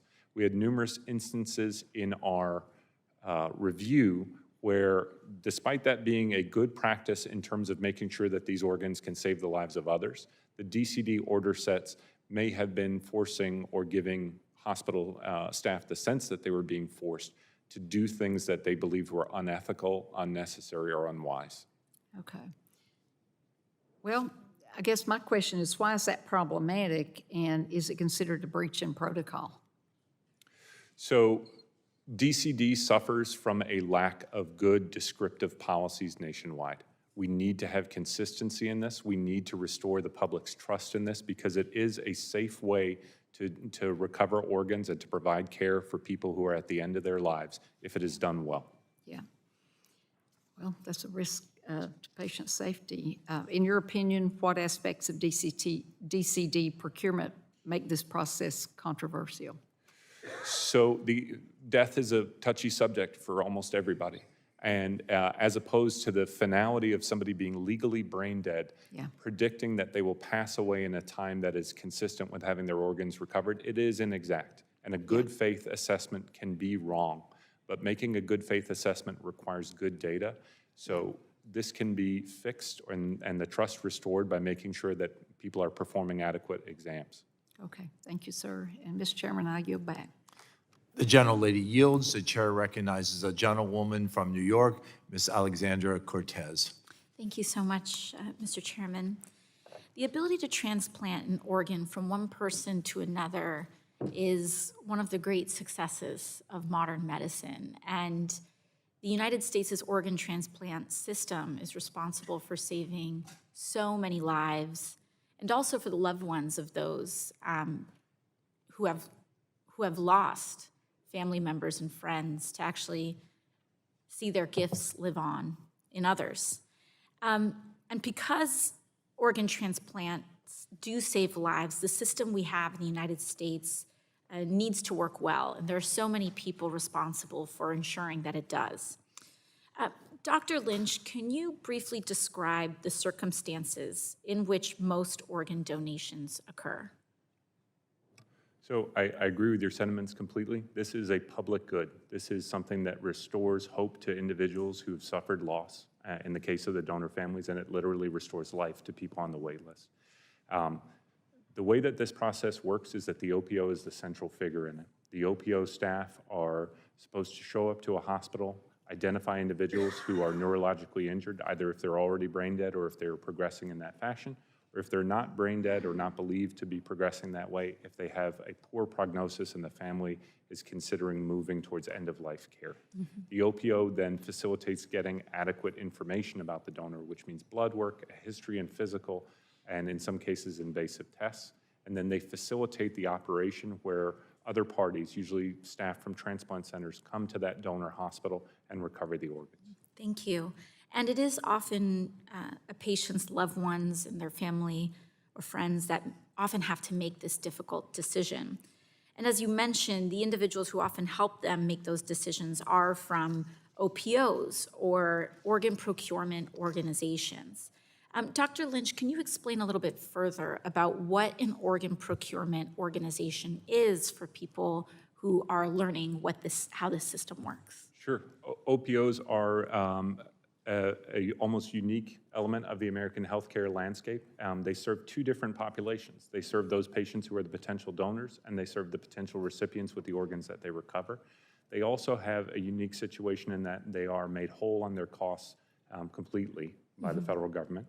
They also have a situation where the patients with whom they interact are at their most vulnerable. They're neurologically injured or deceased, so they're not going to speak up about the care that they receive. Thank you. And in the way that this system is set up, there is currently only one organ procurement organization in any given reason, and in any given region, and which sometimes means that individuals may have little choice between OPOs. Dr. Lynch, I have a report issued by your agency, HRSA, in March of this year. And the report found cases where the organ procurement system has at times not worked properly and patient safety was jeopardized. Now, I think it's very important that in order to protect individuals and not to raise too much of an alarm, by and large, our organ procurement system works well, but we also want to protect the integrity of that system and ensure that we investigate any situations where a question may be raised. The report found cases where the organ procurement system has not worked properly, and some of these do not appear to be isolated incidents. We do have a case of a woman in her 30s, which was reported just 2 days ago in the New York Times. In 2022, Daniela Gallegos was hospitalized and went into a coma. Doctors thought that she would not survive, and her family agreed to donate her organs. However, it seemed that Daniela started to improve, responding to touch and trying to move. Yet the organ procurement organization serving her area pushed towards surgery for organ removal and donation anyway. However, and the system did work. Thankfully, hospital staff refused to move forward with the procedure, and Ms. Gallegos has actually made a full recovery. I would like to submit her statement to the record. Without objection, so ordered. According to HRSA's report, there have been about 100 unique cases that had quote-unquote concerning features. Now, that does not mean that they were all like Daniela Gallegos' case. But Dr. Lynch, HRSA has investigated additional cases and the OPO was found to have pressured the medical team to move forward with this. Is that accurate? And if so, what would be the standards for an organ procurement organization to be on a path to decertification, and what would the line be for that? So I'll start with the decertification decision would not rest with HRSA. That would be within CMS. I won't speak to Ms. Gallegos' case. There are numerous cases that have been reported to HRSA. We have ongoing reviews and we have made referrals to partner agencies. The corrective action plan that we have for Kentucky, as we were hearing about these other cases in other areas, also includes a plan to make the OPTN make this safe nationwide. And we believe that that will address the type of area that you're describing. Great, thank you very much. Gentlelady yields. The chair recognizes a gentleman from Texas, Mr. Weber, for his 5 minutes of questioning. Thank you, Chairman. Dr. Lynch, I guess I have to confess that I don't know a whole lot about you. Background, college qualifications, can you help us with that? Yes, I joined HRSA in October of last year. Prior to that, I was an abdominal transplant surgeon. I'm board certified in surgery, and I've been a doctor for 20 years. A board certified in abdominal surgery, and I guess without going into too many of the details, quote unquote, but there's other organs. Does that cover pretty much all? Sure. So my board certification is in general surgery through the American Board of Surgery, and then I did complete a further certification through the American Society of Transplant Surgeons. Okay, now, I guess what colleges did you go to? Just curious. I got my undergrad degree from Boston College. I got my medical degree and a master's in immunobiology from Yale University. And then I did my postgraduate residency, my surgical training at the University of Michigan, and my abdominal transplant fellowship at Emory University. Okay, would you say that you have performed a number of transplants? Is it 20, 120, or what would you get? Hundreds. Hundreds? 200 or 300? More than that. I don't recall the exact number, but more than that. Right. And so most all of them, with your background and with your expertise, were for transplants? After I finished my fellowship, I focused on transplant surgery, yes. And how many years ago was that? I finished my fellowship in 2014. 2014? You're getting to be like me, an old timer. I don't believe I should comment on that. Well, you don't have as much gray hair as I do, so I'll give you that. Well, let me get you, if you don't mind, to describe the events that led to the development of HRSA's report dated March 24th to 25. How did HRSA first become aware of these patient safety concerns? So this specific concern was brought to HRSA's attention during a meeting or a hearing of this committee on September 11th of last year. The next day, the OPTN contractor directed the OPO, Kentucky Organ Donor Associates or Agency, to respond with records. They responded on the 20th of September with a single-page letter that disputed the substance of the report that was given to this committee, but did not provide any of the records that were asked for by the OPTN contractor.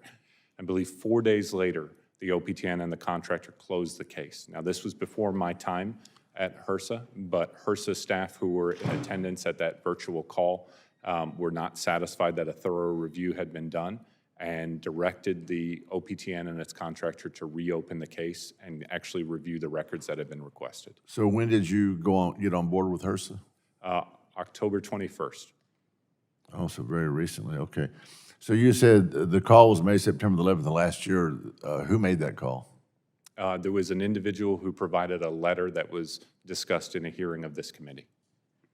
Well, I guess without, violating somebody's privacy or something, was that a patient or was it somebody who worked in the industry? It's been reported in the media. It was an individual who was a former employee of that OPO who still worked in the transplant space. And who still worked and is still there today? No, they lost their employment.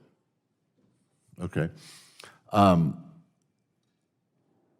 If you were notified of that, I think you gave the dates, but how long, exactly what was the timeline? September the 11th, and when was it terminated again? So they received the single-page letter on the 20th, and they terminated it on the 24th. Thank you. How many individuals were involved in actually developing that report? The report, that the letter that the OPO sent back? And the response? In their response, I don't know. You don't know? The OP. Who has oversight of that? So HRSA has oversight over the OPO and or through the OPTN, and that is why HRSA reopened that investigation. And who in HRSA has that oversight? It's authority delegated through the secretary to the associate administrator. And we would hope that that's a licensed physician that has as much experience? So the associate administrator, through the authorities that have been granted by the Securing Act, has hired in a lot of expertise, subject matter expertise, data analytics expertise to assist with that. Okay. Mr. Chairman, I yield back. The gentleman yields. The chair now recognizes the gentleman, Mr. Mullen, for his 5 minutes of questioning. Thank you, Mr. Chair. Dr. Lynch, thank you for being here today. And Mr. Chair, thank you for calling this hearing to discuss such an important issue. Right now, there are over 100,000 Americans on the transplant waiting list, hoping to receive the phone call saying that they will finally be getting their transplant. While we must address flaws in this system, it is important to also recognize that it saves lives.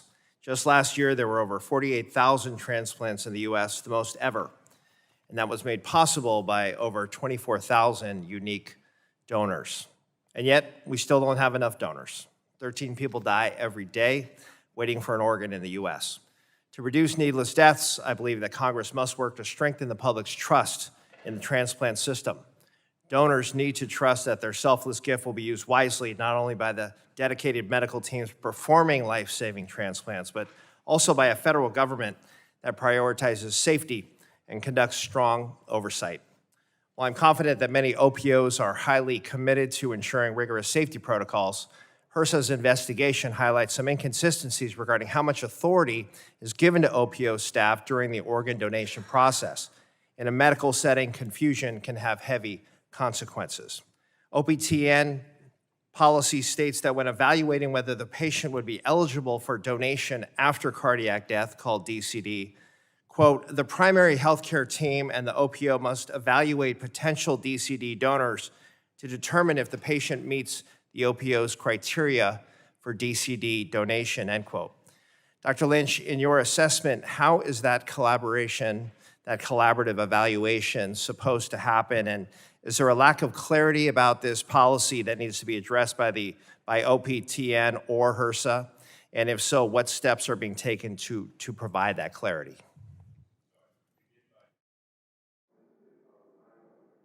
This is a public good. Transplant is a good thing. It is a focus for the federal government. 3 successive administrations have worked to build our ability to deal with this, and we've enjoyed support from Congress in that role. The work that is done here, the collaboration between the OPO and the primary hospital, is one where the OPO is the driver. They are the one with whom the decision to proceed down a procurement pathway begins and ends. The hospital cannot force them to do that. The family cannot force them to do that. The OPO is the subject matter expert, and it is their call on what constitutes a potential organ donor.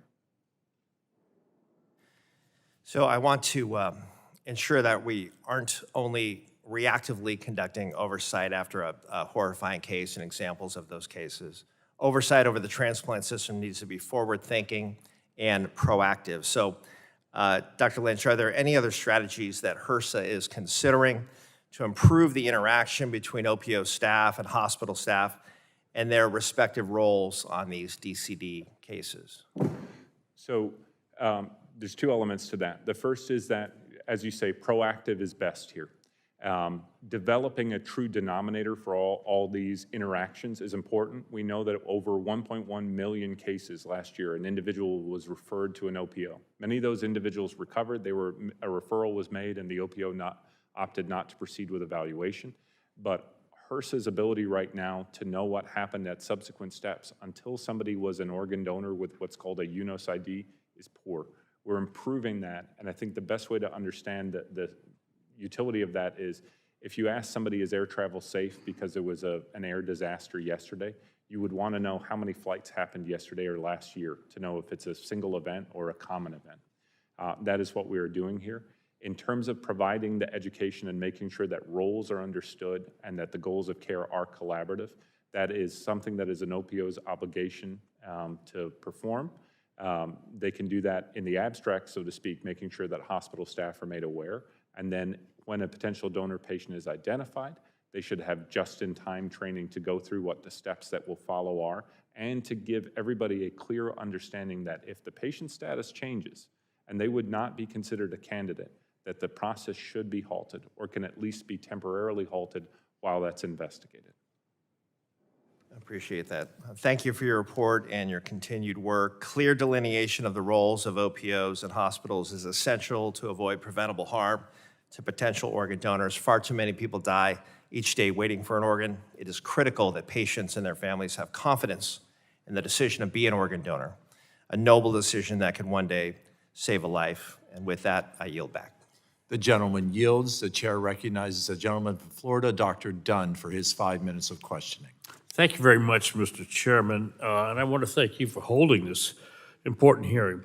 While I was practicing as a physician, I performed organ donation surgeries and transplants, and drawing on my experience, I was shocked when reviewing the reports for this hearing. They're deeply disturbing. Transplant services depend on the generous donors and they must have 100% trust in us in all things on these donations. I was horrified by the findings and commit to working to ensure that these stories do not repeat. Dr. Lynch, I do want to first commend you for your work with HRSA and while compiling this investigation.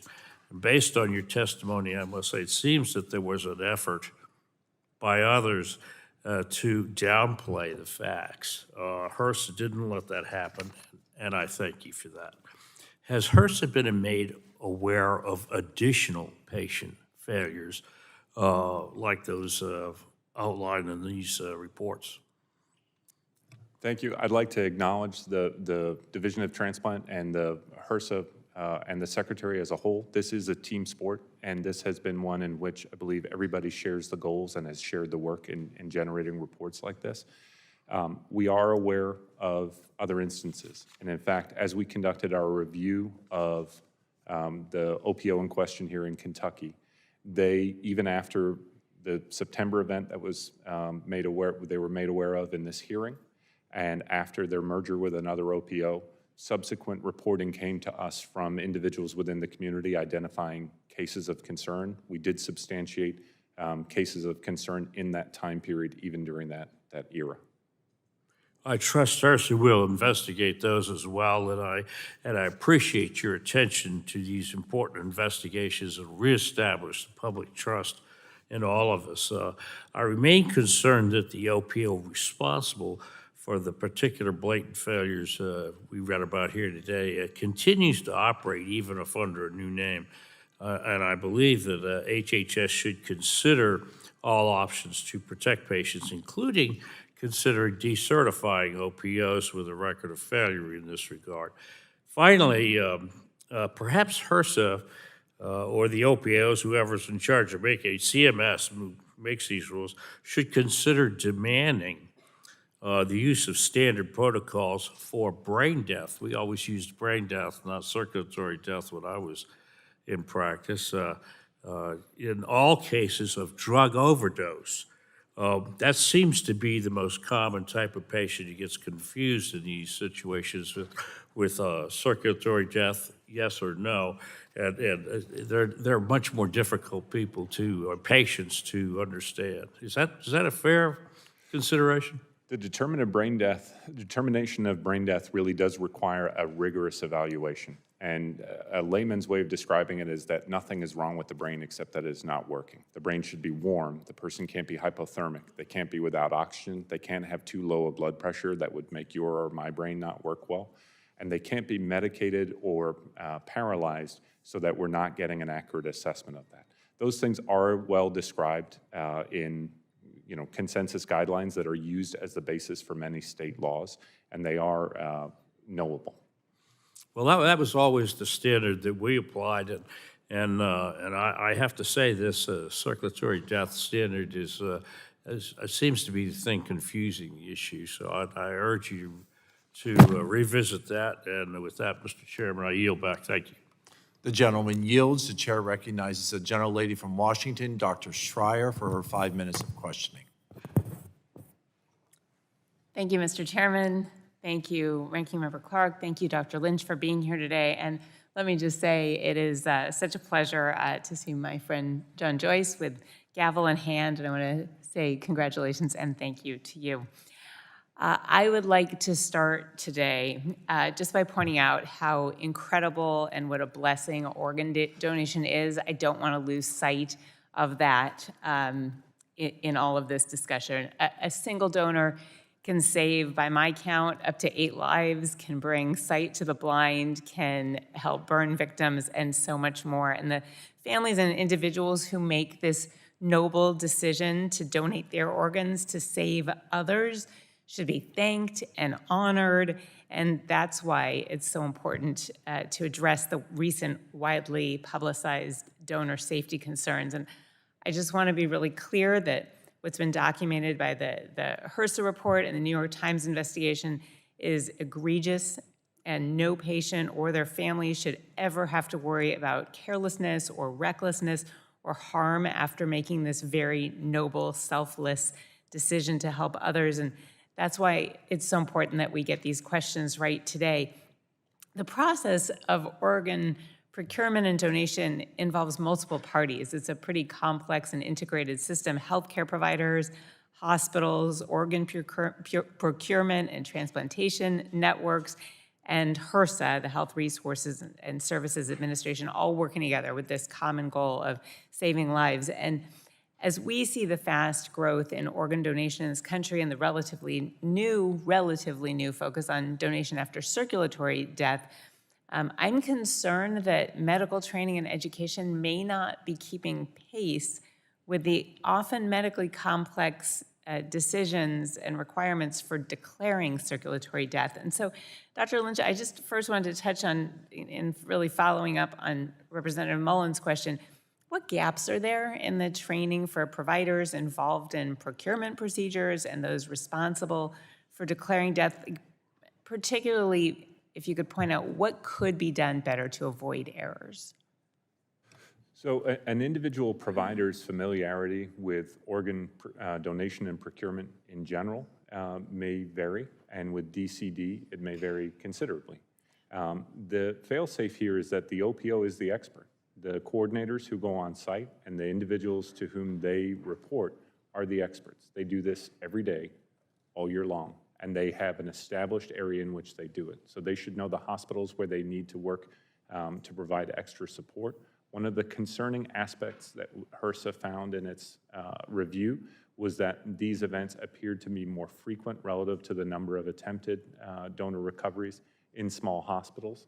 And that speaks to the quality of the education and support that was being provided. Support can be a good thing, but it should never be mistaken for bullying or for telling somebody that this is just how it is. And the instances that we documented are concerning that those things may have been confused. I think it's a very interesting point to point out that it's in smaller community hospitals, not the trauma centers where you would get massive volumes and have a lot of experience with this. I just wanted to point that in other areas of medicine, when I was practicing, a woman comes in, pregnant woman for delivery, there's a standard order sheet, you check boxes and make sure you haven't forgotten anything. When you do hospital orders, we had a mnemonic that helped us remember not to forget fluids or not to forget checking blood pressures, those kinds of things. And so I'm wondering if anybody's considering just a procedural standard, even the procedural pause that we take before operations happen because of some tragedies there and is used to prevent that. Is anybody working on a standard checklist? Check this many minutes later, check that many minutes later, make sure they're not on opioids, whatever it is.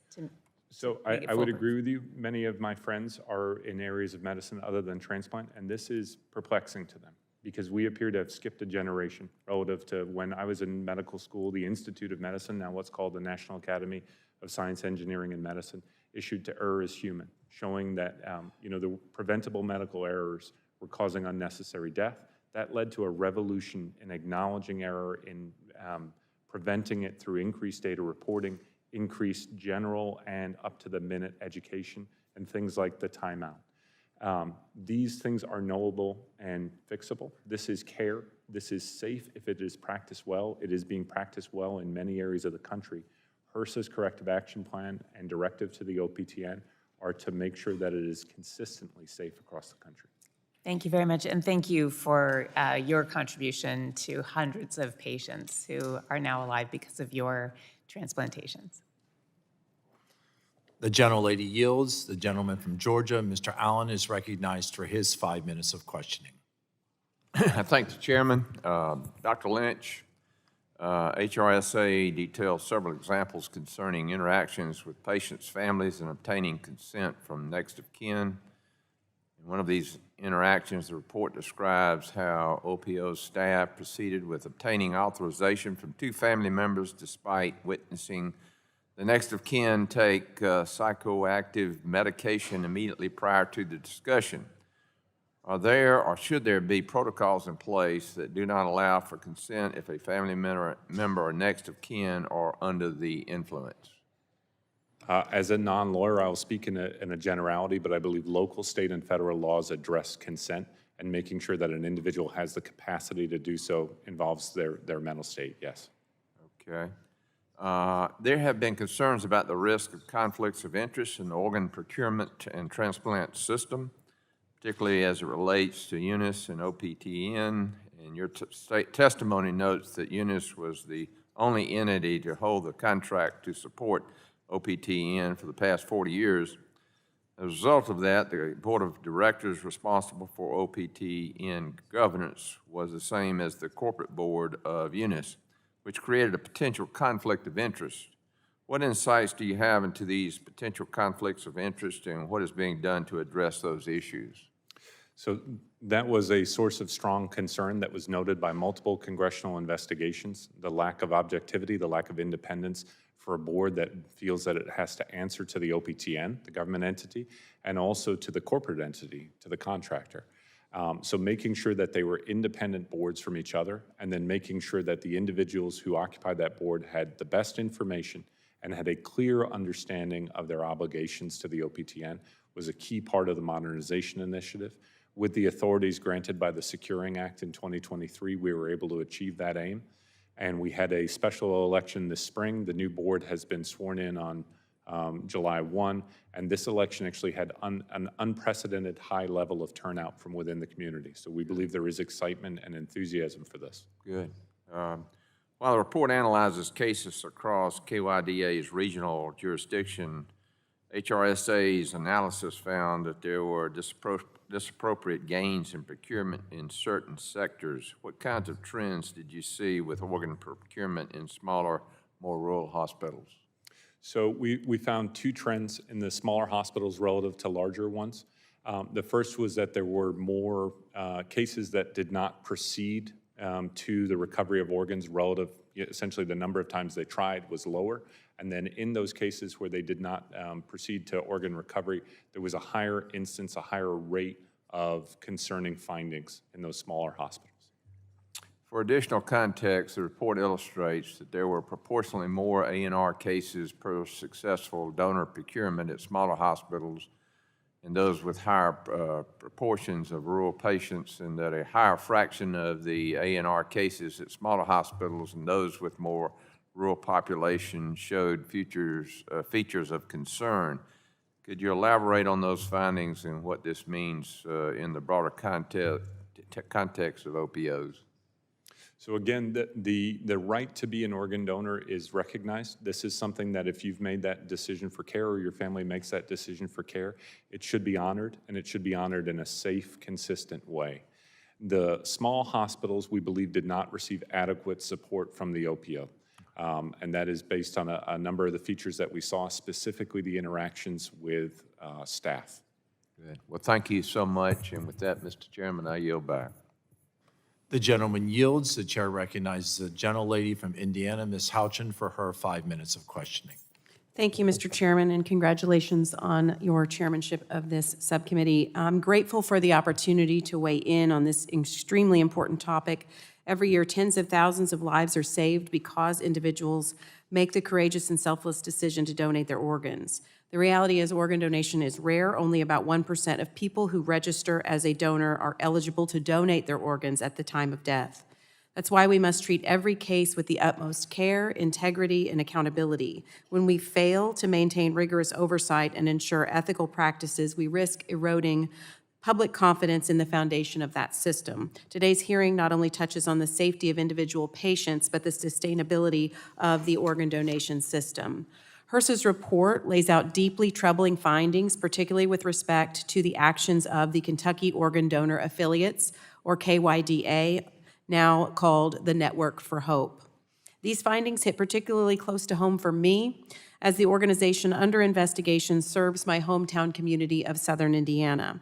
The actions of KYDEA to repeatedly continue to pursue organ recovery despite multiple signs of neurological function is not just alarming, it's morally and clinically indefensible.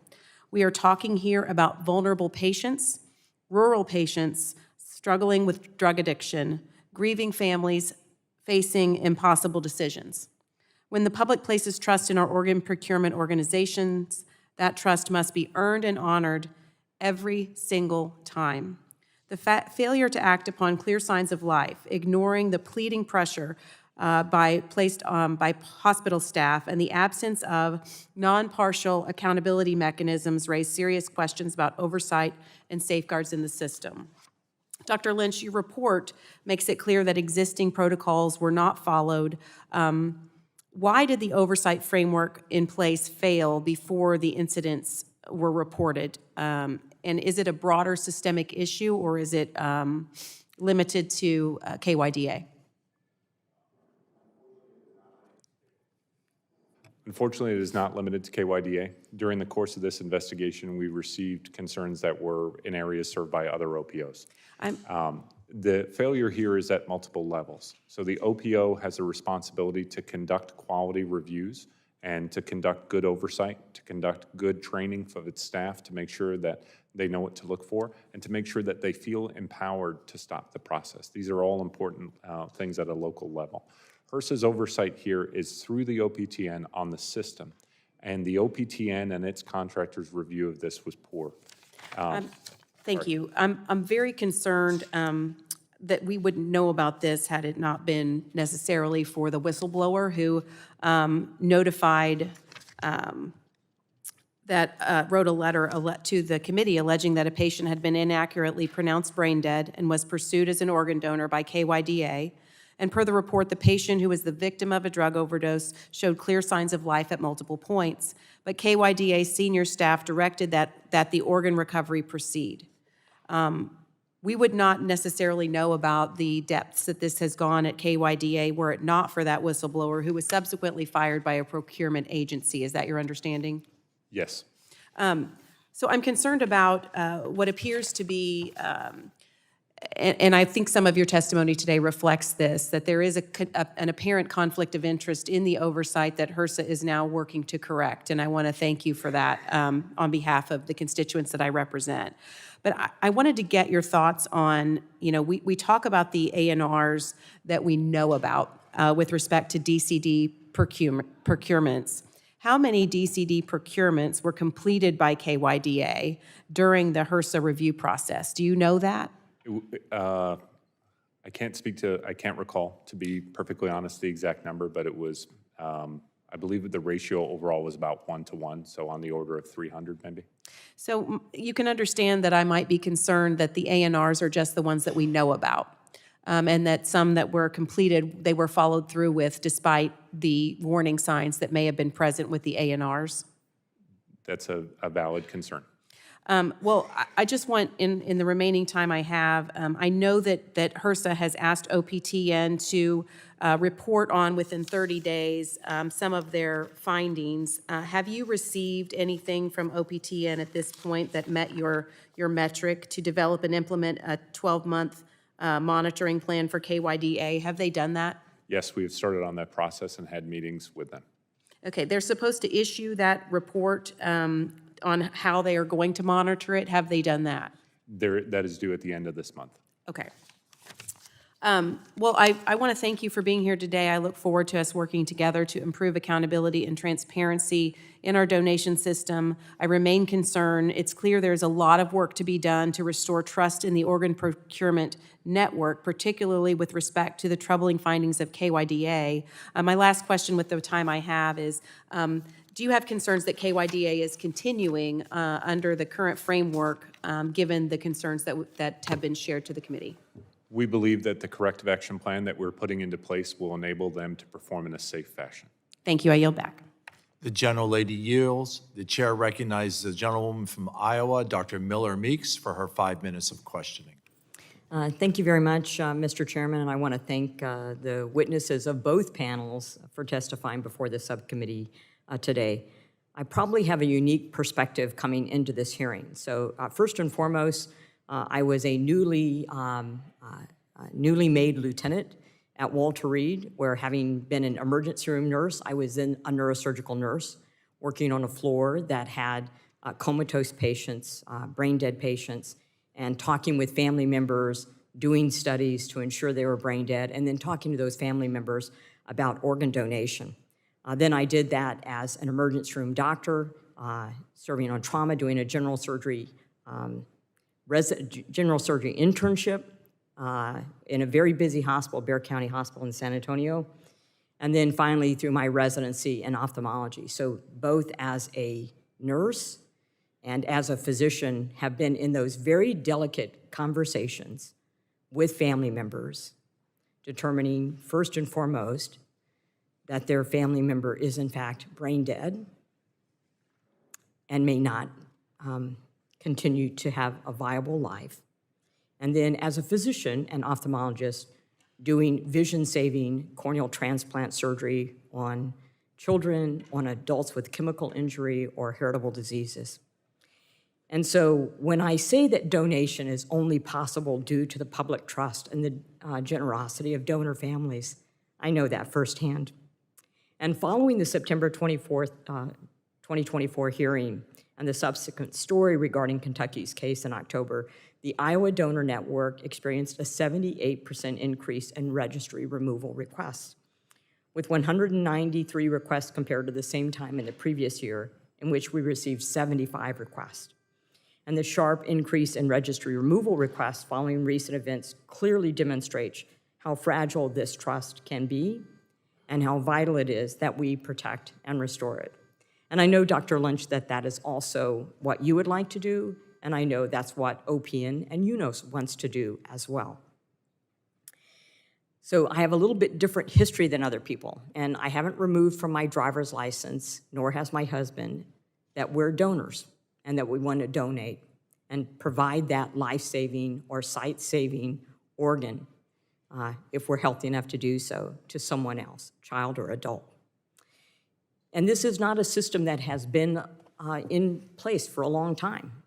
I mean, the system that I worked at as a nurse and a physician, we didn't have the 2023 Securing U.S. Organ Procurement and Transportation Network, the OPTN network. So it's newly established. And I think it's unfortunate that we are going through a process now where there will be, as we learn from one another, recommendations and processes that need to have to be changed.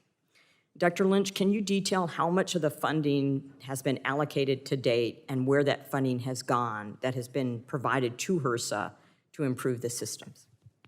Sure. Thank you for your perspective. We share that in HRSA. This is something that we want the public to feel that it is, we are worthy of trust in the system. And for those family members of individuals who have gone through the process, we want them to be able to feel consolation and pride that their loved ones made that choice. So in terms of funding, before the Securing the U.S. OPTN Act, HRSA was limited by statute at $7 million. I believe in the last year it was $23 million that we spent since the Securing Act. We have undertaken several tasks. From an operations perspective, the most important is that we now have not just one operations contractor, the legacy one. We have a new contractor, AIR, which is providing support to the board, and that helps them to have independence from the rest of the system.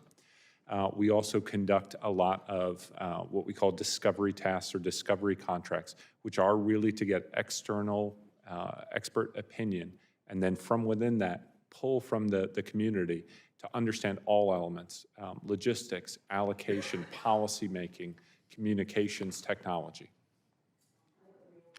I have a bill, the Organ Donation Referral Improvement Act, which directs HHS to study and promote the widespread adoption of automated electronic referrals for organ donation. However, HRSA could initiate this transition on its own. Are you familiar with automated referral? And if so, have you worked with health systems and OPOs to further understand how it could be implemented on a wide scale?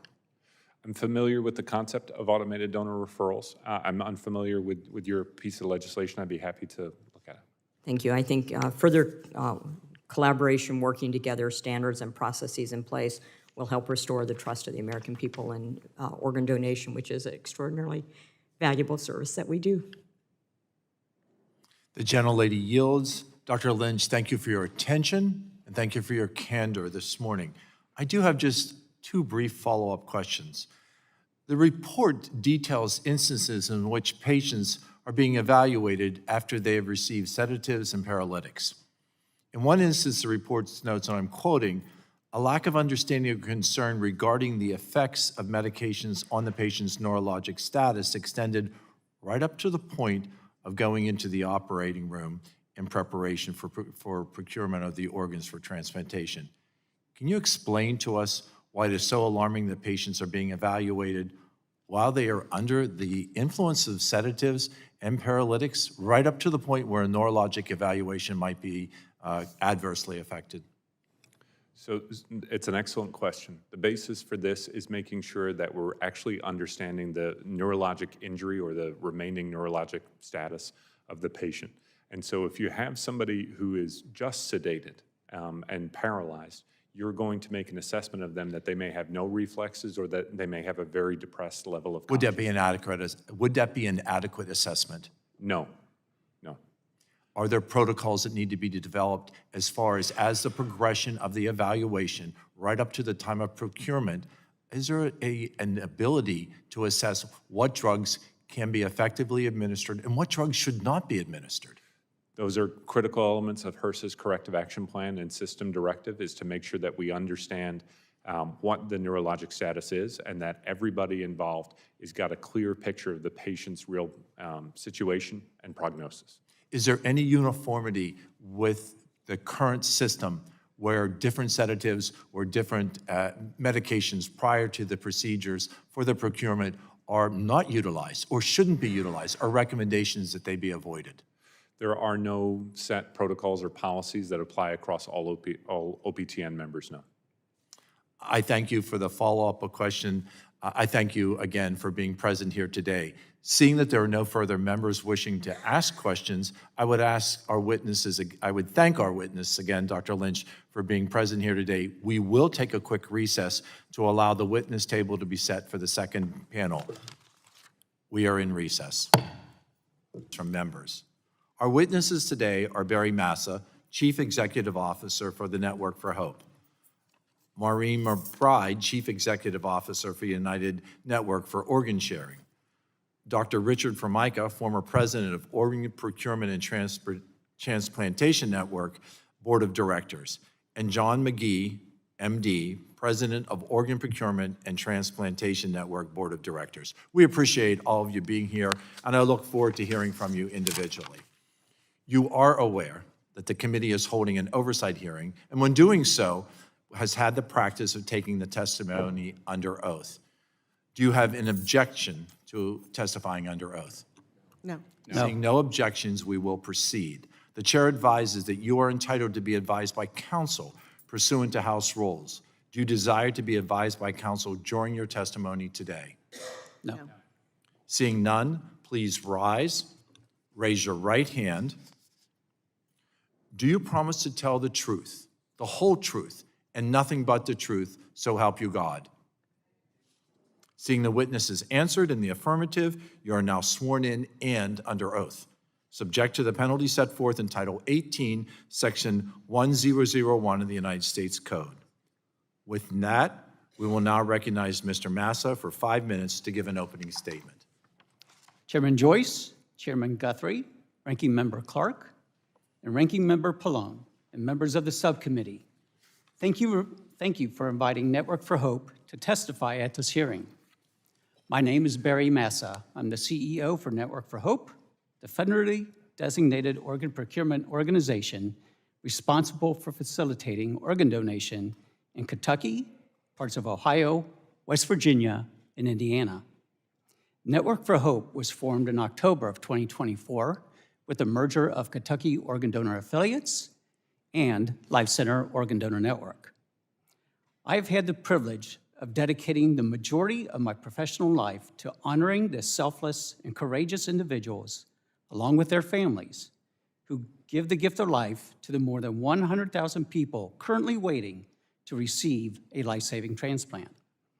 OPOs play a vital and unique role. These community-based, not-for-profits are exclusively designated to facilitate the deceased donation process.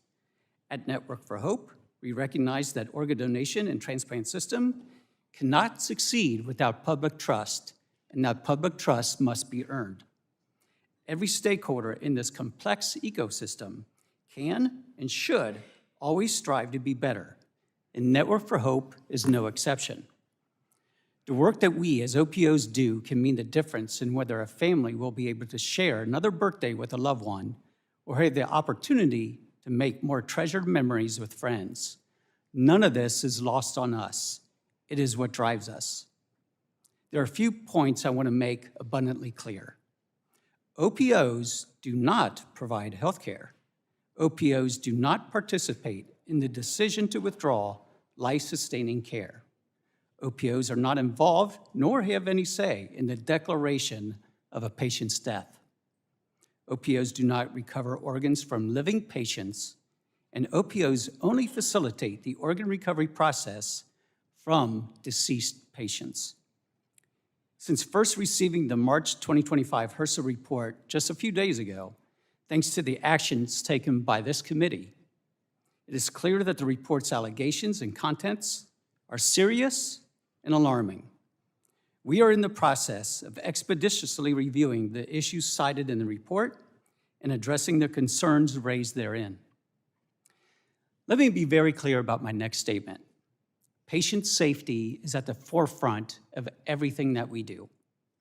I want to assure the subcommittee that Network for Hope will take any appropriate action necessary to continue to implement policies and procedures to continuously improve and be better, and most importantly, ensure and promote patient safety.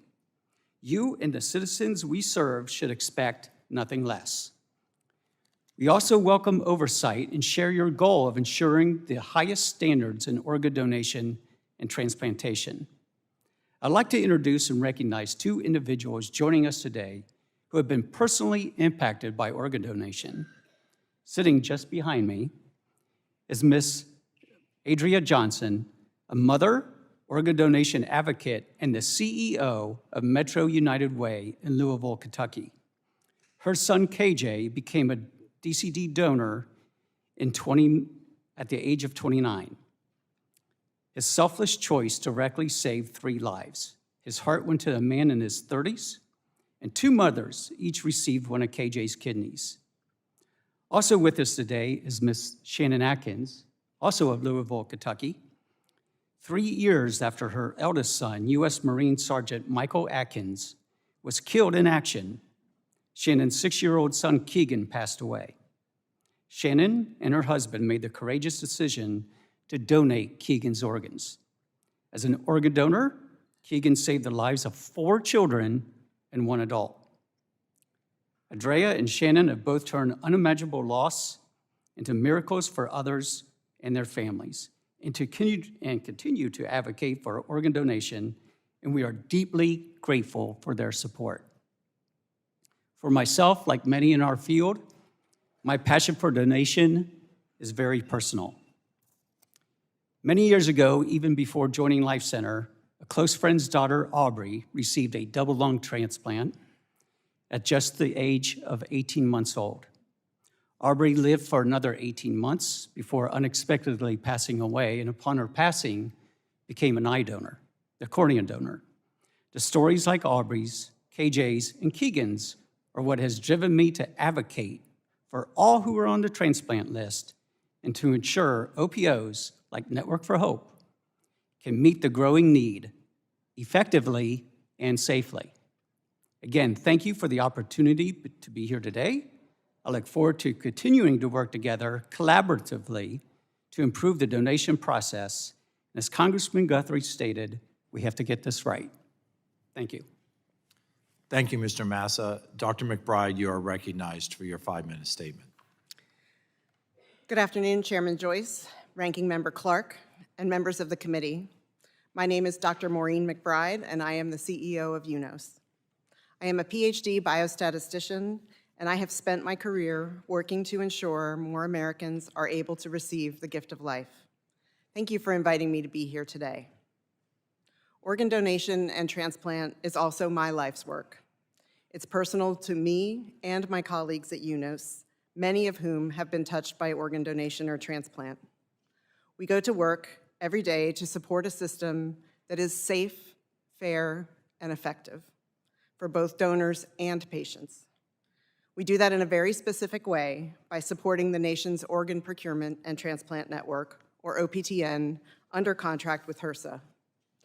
Our work to support the OPTN includes managing the national transplant waitlist and organ matching system, providing support to the OPTN volunteers during policy development and compliance oversight processes, and collecting and maintaining OPTN data on behalf of HRSA. I'm incredibly proud that every day more than 100 life-saving transplants occur through the national network that UNOS supports, and that our organization has played a role in giving more than 1 million Americans a second chance at life. To lead UNOS is to be reminded every day of the connection between life and death. Every transplant is a second chance, and some are born from tragedy, a life cut short, a loved one gone. I've heard countless stories that broke my heart, and stories that remind me of the true power of giving. Consider the experience of one of my colleagues at UNOS, whose father passed away in 2023 at the age of 54. Walking alongside him to the operating room during his honor walk was the most difficult moment of her life. And yet, she willingly shares his story to inspire others to become organ donors. Generous people like her father enabled more than 48,000 transplants last year. I also get to celebrate the milestones of other colleagues who are transplant recipients. They work at UNOS because they feel compelled by their personal journey and our mission. They are living full lives thanks to the immeasurable gift of more time. It's important to understand that UNOS is only one stakeholder in a very complex system, and when it comes to our support of the OPTN, we work at the direction of HRSA. As we have seen, the system is not perfect, and improvements do need to be made. The case in Kentucky shows that more work must be done to strengthen safeguards, promote patient safety reporting, and adopt more reforms. However, it's important to understand that UNOS had no direct role in the care ever provided to patients. We do not direct day-to-day operations at local hospitals. We do not work with families to secure organ donation or with hospitals to make donor referrals. We have no influence on patient care protocols, and we do not make determinations of death or direct medical decisions. But let me be clear. UNOS is here to work with all of you to make this system better. UNOS alone cannot make all the necessary changes to improve the system, but we are ready to collaborate. That's why today I call on Congress to require CMS and HRSA to work together to establish a no wrong door comprehensive patient safety reporting system. Any patient, family member, or health professional who has witnessed or experienced poor care should have a clear path for reporting their concerns. Since more than 95% of hospitals are not members of the OPTN, CMS and HRSA must work together to close the reporting gap. UNOS remains deeply committed to working with Congress, HRSA, CMS, and the community to ensure that the system is safe, fair, and effective.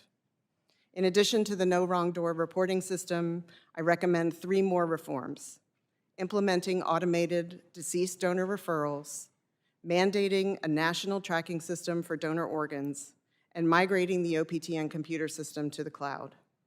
I've outlined these and other reforms in my written testimony. I did not become CEO to maintain the status quo. The organ and transplant system is founded on trust. To continue to earn and keep that trust, we must work collaboratively to improve the system that serves as a beacon of hope for patients and families across America. Thank you. Thank you, Dr. McBride. Dr. Formica, you are recognized for your 5 minutes. Chairman Joyce, Ranking Member Clark, I appreciate the opportunity to provide testimony on this very important topic. My name is Rich Formica. I'm a kidney doctor who practices transplant medicine. I'm a professor and the director of transplant medicine at Yale University School of Medicine. However, today I'm testifying on my own behalf, not on behalf of Yale University, and the views expressed are my own and not those of the university. I've also volunteered for the OPTN since 2008. The OPTN is composed of more than 450 volunteers who represent the entire transplant ecosystem, including physicians, surgeons, representatives of OPOs, and most importantly, organ recipients, living donors, and deceased donor families. We all volunteer because we believe in the mission of transplantation, caring for patients with end organ failure, and particularly honoring the selfless gifts of deceased donors and their families.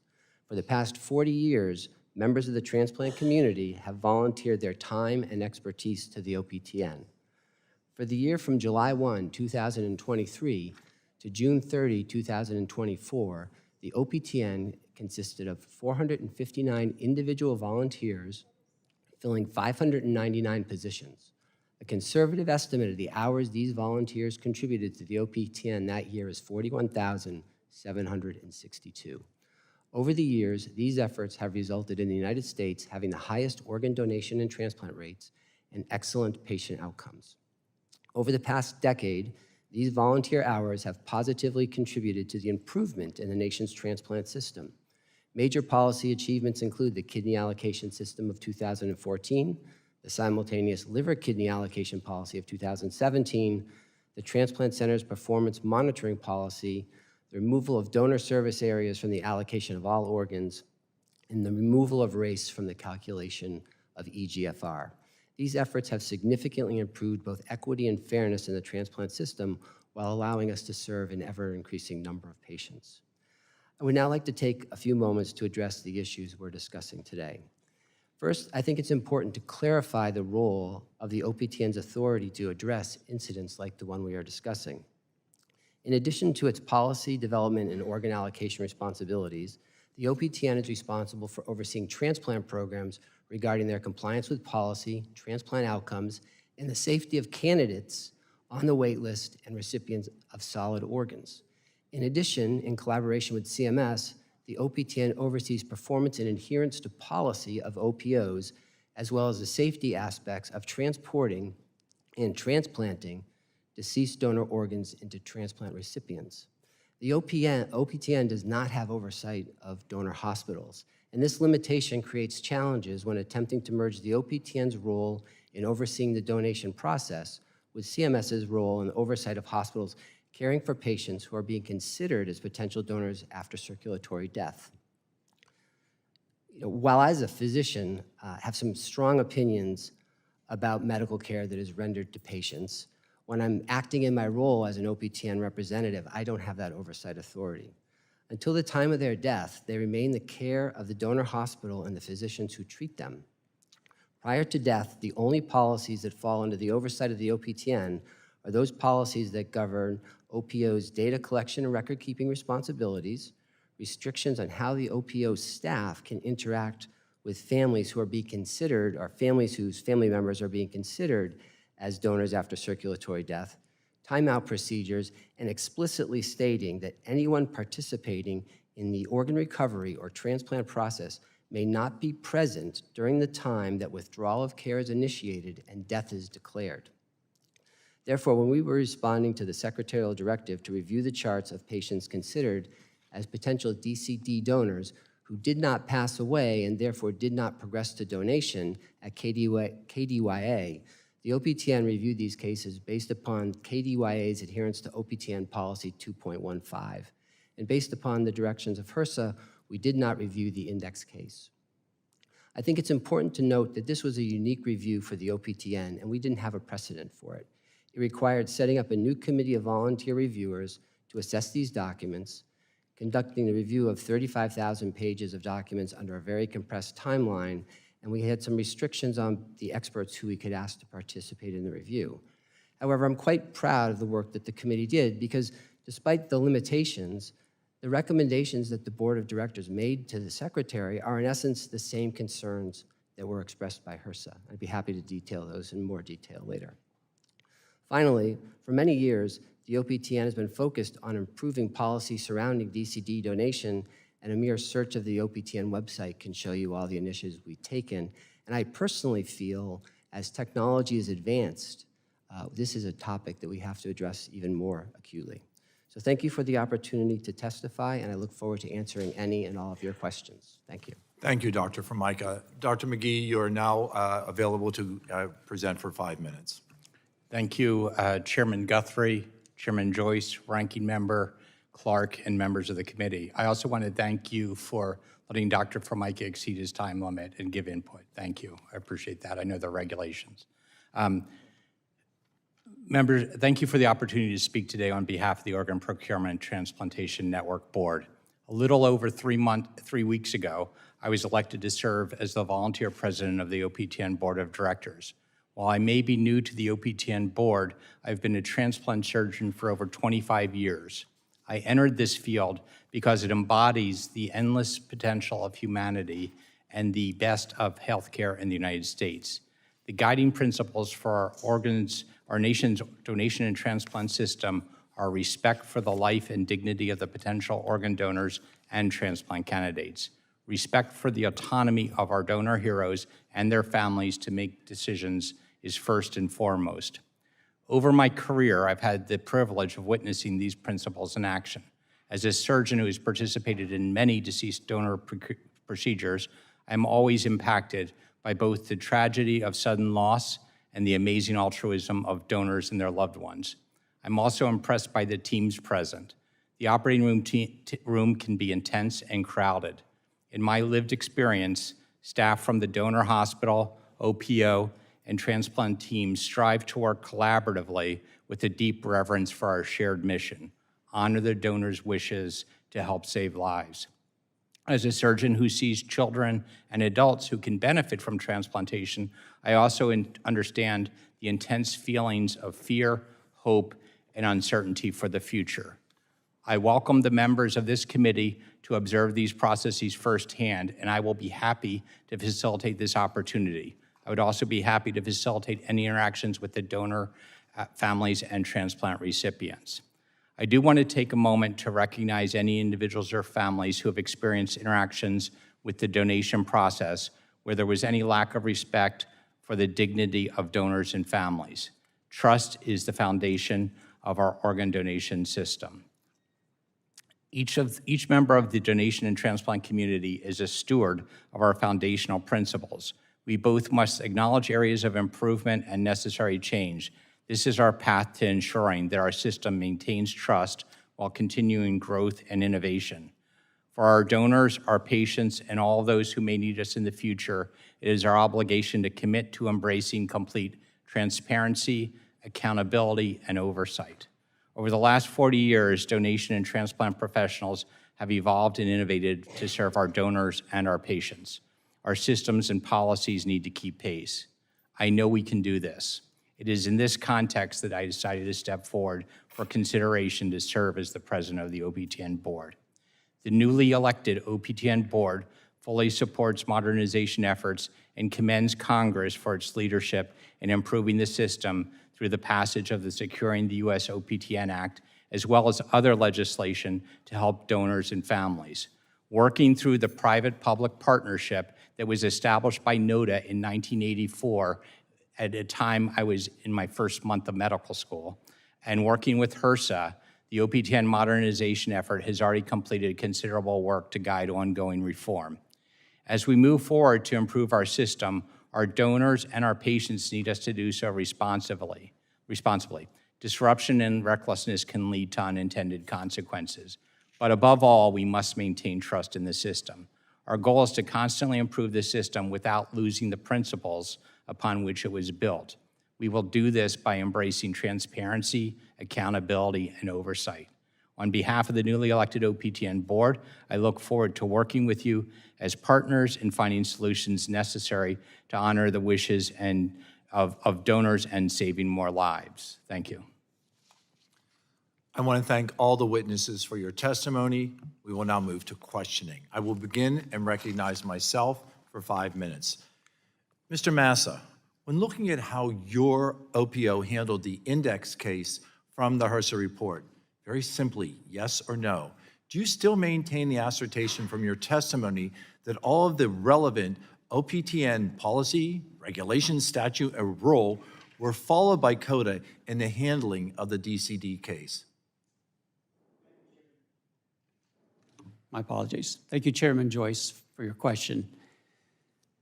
That case was very complex and during a very complex time. If you recall, in 2021, we were in the midst of COVID. And I think that impacted the communication that we had within between our hospital and our team. And while I'm not using that as an excuse, I do think it added to the complexity of it. With that said, we know that a successful donation experience happens when there is frequent communication. And I think in that case, in this case that we're talking about, the communication could have been vastly improved. And if that communication wasn't where it should have been, can you say yes or no? Was policy, regulation, statute, and rule, was that followed? The DCD process was followed, yes, sir. But again, I think— In light of the horrific pain and suffering that the index patient endured, do you agree then, if it was followed, and what we have read about this case, do you think that stricter standards need to be in place so that patient safety, so that we never hear again about a patient suffering this horrific pain? We never want another experience like this as well. And So we do are you going think to that administer— yes or no, do you think that stricter standards should be in place? We are going to follow the recommendations of HRSA, and we are glad to have more oversight to make sure that we restore the public trust. Mr. Massa, moving on, and we've heard this from Dr. Lynch's testimony today.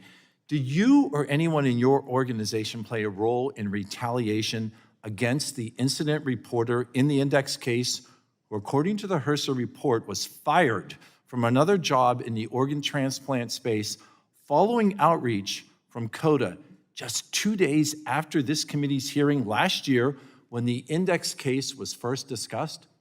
No, sir. If you look at the facts, I welcome every member of the subcommittee to look at the actual facts of that case or of that situation. There was no retaliation. If there was retaliation, that would not be tolerated within Network for Hope. As the individual who is now in charge of the OPO, have you looked into any possible retaliation against this, retroactively looked at any retaliation against this or any other whistleblowers? I have. And what have you found? I found that in this case, specifically that we're talking about, there was no retaliation, and I go back to the letters that we sent to this committee on December 17th and January 3rd in response to that. Will you commit to us that if there is any incident that would occur in the future, and it would be brought to the attention, that there will be no retaliation, that you will work to make sure that those who bring these cases forward, where someone is undergoing addition and moving forward in the transplant process and is not felt to be an appropriate candidate, that there will be no efforts of retaliation against that individual? That is correct, and I can tell you that we have a policy in place that not only the expectation is to bring that forward, but it says in the policy it is an obligation for anyone. Thank you for on our that team. commitment, and thank you for that obligation. Dr. Formica, it has been alleged that the OPTN has a history of dismissing and downplaying serious allegations of risk to patient safety, like in oversight of the index case, where you dismissed nearly proceedings with organ harvesting on a patient who ultimately was discharged from the hospital alive. And I'm quoting, you said, "a nice story for the patient." Yes or no? Did the OPTN, under your leadership, adequately investigate and respond to all reported concerns? Chairman, I think this case highlights some of the challenges we face in the OPTN. I learned of this case after the MPSC had decided not to pursue that when HRSA instructed us to begin the larger investigation. In retrospect, had I heard about that sooner, because I'm aware of the larger context of what's going on right now, I would have asked for a deeper So investigation. why did HRSA need to direct the OPTN to reopen their investigation of CODA and eventually issue a corrective action plan dictating how further action must be handled? I think that demonstrates the collaborative nature between the OPTN and HRSA, frankly, and I think that's why it works well. But the if the OPTN safeguards were in place, would that have needed to occur? The OPTN is composed of volunteers who are also conducting their normal day jobs, and we're facilitated by contractors that help provide the infrastructure around which we provide our work. As we've moved through the transition period, some of that fluid communication back and forth has taken some time to work out new pathways. But you have all talked about trust, and now that trust has been violated. I think it's been fractured. Do you feel that that lack of communication that existed continues to exist today? I actually think it's getting better every day. When you've moved from an environment where you have one contractor facilitating all the activities of the OPTN to multiple contractors now facilitating that, it takes some time to work out the pathways. I think it is clear to all of us on this committee, both sides of the aisle, that that communication needs to improve, that collaboration needs to improve, and that there needs to be the safety of the patients that ultimately guides whether or not they are viable candidates for the transplants that are so necessary for the health of so many Americans. I thank the panel for being here today. I now yield 5 minutes to the ranking member for her line of questioning. Thank you very much, Mr. Chairman. This committee's bipartisan investigation has highlighted that concerning reports have emerged that the organ donation system has become unsafe, inequitable, self-dealing, and retaliatory. In addition to serving as the ranking member of the Oversight and Investigation Subcommittee for Energy and Commerce, I'm also the chair of the Congressional Black Caucus. I'm committed to ensuring that Black Americans have equal access to life and death organ donation and transplant services. However, by all accounts, the U.S. organ donation system is dangerously inequitable for Black patients. UNOS is facing multiple lawsuits related to practices that discriminated against Black patients, moving them further down the waiting list. And earlier this year, the New York Times ran a front-page story titled, "Organ Transplant System in Chaos as Waiting Lists Are Ignored," which is detailed how organ contractors are systemically ignoring the organ transplant waiting list in order to preference hospitals serving wider and wealthier patient populations. The reporting was clear. Disregarding the list has worsened disparities. I want to be clear. Disregarding the list, a process that has become rampant under the OPTN and UNOS, is a violation of basic trust and is killing vulnerable patients. This committee is investigating systemic inequity in the organ donation system that has happened under UNOS's watch. So, Dr. McBride, I'm looking for a yes or no answer. Is UNOS currently being sued for racist practices which disadvantaged Black patients on the kidney waiting list based on junk science, which assumes that they have more muscle mass? Thank you, Congresswoman. It is true that there are current lawsuits against UNOS in its role as the OPTN contractor for decisions that the OPTN board made regarding organ allocation policy. Did at a past UNOS board meeting, did a past UNOS board member write that Black and rural Americans are less deserving of life-saving organ transplants because they are, quote, dumb for where they live? I am unable to comment on that, Congresswoman. That's been what's been reported. And Dr. McBride, the New York Times has written on chaos in the waiting list due to rampant skipping of the list, a practice which has exploded while UNOS has been the operations contractor for the OPTN. Does the OPTN's data indicate that this practice of wait list skipping in general harmed Black patients? Thank you, Congresswoman. I would like to first clarify that UNOS's role is to support the OPTN in its policymaking and oversight decision-making process. UNOS does not make policies for the transplant community. We support the committees that are made up of volunteers from the community to implement those policy decisions. I 100% agree with you that skipping the list is not an acceptable practice, and the OPTN has been working very hard to address those problems. They have a number of efforts that are underway to address that situation. Unfortunately, many of them have been paused, but I would encourage HRSA and the OPTN to resume that work so that this issue can be addressed in a fulsome manner. This is disturbing, extremely disturbing. You know, we are talking life and death, and I'm assuming that as a civil society, we are seeing donors across the board from every community. And we expect that recipients would be similarly reflected. And so I think there's a lot of work to do here within this ecosystem that has been created. And Mr. Chairman, my hope is that when you report back to us, all of this has been dealt with effectively, efficiently, so that, again, the integrity of this life-saving enterprise meets the standards that all Americans expect from the work that you do on our behalf. With that, Mr. Chairman, I yield back. The gentlelady yields. The chair recognizes the chairman of the committee, Mr. Guthrie, for his 5 minutes of questioning. Hi, thank you. Thank you all for being here. As I said earlier, this is very important to me, and we got to get this right. We absolutely have to get it right. So, Mr. Mass, obviously the Kentucky case is important to me as well.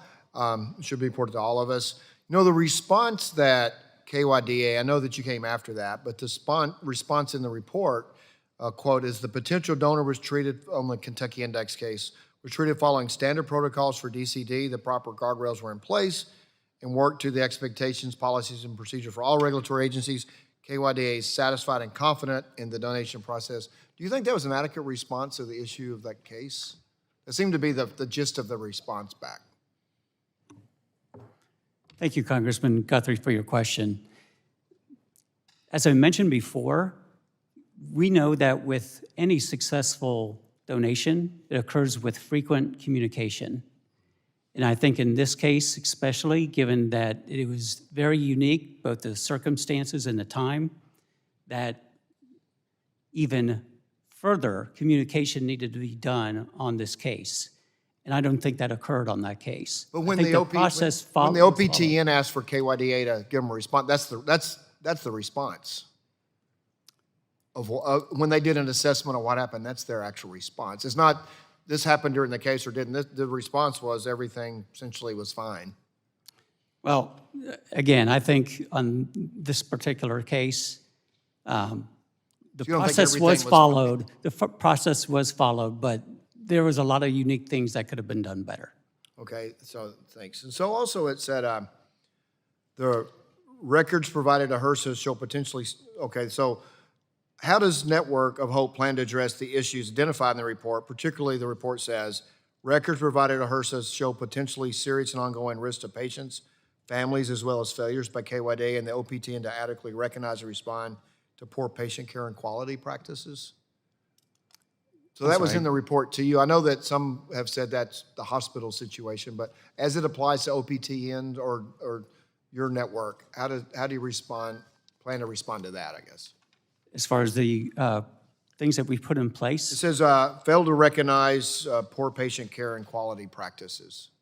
So how are you responding to that? Are you changing your procedures for that or from the HRSA We have report? changed. I know you just got it a week ago, but I know you've had to have digested it, but what is your first take on it? I know you haven't had a chance to implement. We took everything that was reported in that report very seriously, and we are doing our own internal investigation into these cases. as you mentioned, we just got this report a few days ago, thanks to this committee. But one thing in the report that's making it difficult is that the donor numbers being used in the report do not match the donor numbers that we provided. So we're trying to do a crosswalk, and we've asked for a crosswalk of those donor numbers so we could get into the specifics that we have not yet received. Okay. But given that, We'll work with Dr. Lynch to make sure you get that. But given, I mean, the overall confidence in the system, what is your assessment of what's going on today? The confidence in the system that we can have? well, I think the changes that we have put in place with Network for Hope bring about more trust into the system. We have devised a checklist for every nurse that is on a DCD case, and we provide that to them in real time. We did the same thing with every attending physician, a checklist so that they know what their role is on the DCD donor, as well as what the role of the hospital is, as well as the role of the OPO. We also developed a 10-minute video that they can access through a QR code that literally goes from the very beginning of a DCD donor to the very end, and everything that's expected in between. We've implemented hard stops so that during any part of the process, we have huddles with everyone involved in the care and the treatment of that DCD donor, so that if any concerns are raised, they can raise those concerns at that time or at other times in the process. So I think we've put together quite a bit of changes since that case, and I think going forward, we will never have a case like that again. Okay. And so there just seemed to be some tone in the report of several cases. I think about 30% of the cases they looked at that had some issues. So not just the Kentucky Index case, but overall, how are you planning to address it? Like I said, I want everybody to sign up to be an organ donor. And we want the same thing. And as I mentioned, we are putting in multiple changes in our processes so that these kind of things do not reoccur. And we're still doing our investigation into those cases. But as I mentioned, we take this seriously, and we're going to work with HRSA to implement the changes that they want. Thank you. My time's expired, and I'll yield back. The gentleman yields. The chair recognizes Ms. DeGette for her 5 minutes of questioning. Thank you very much, Mr. Chairman. Well, I just want to reiterate, all of us feel strongly that we should support organ donation and that we should support a strong system. But I want to say, sitting here today, it's been chilling to me to hear how you describe what has been happening in these very generic pablum terms, saying things like, it is time to accelerate improvements in our systems and policies, et cetera, et cetera.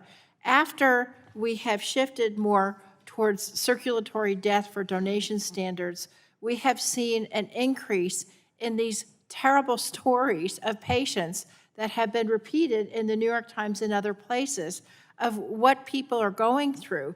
And this Times, the incident that forms the basis of this, the person was putting his knees to his chest. He was moaning. People are moaning.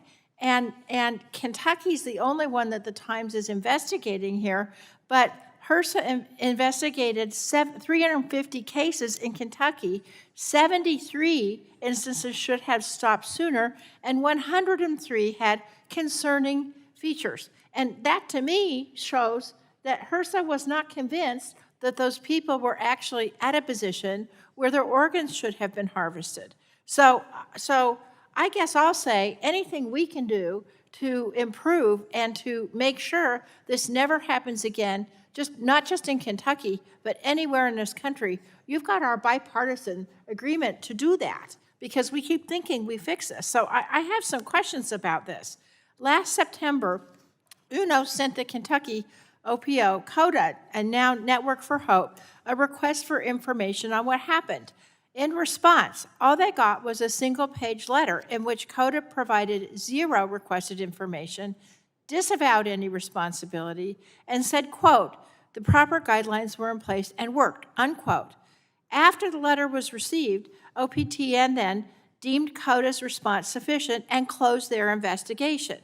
HRSA ordered them to reopen the investigation October 1st. So Dr. Formica, I want to ask you, you were the president of OPTN when it sent the first request to CODA in September. Knowing what you know now, do you believe the initial response was sufficient, yes or no?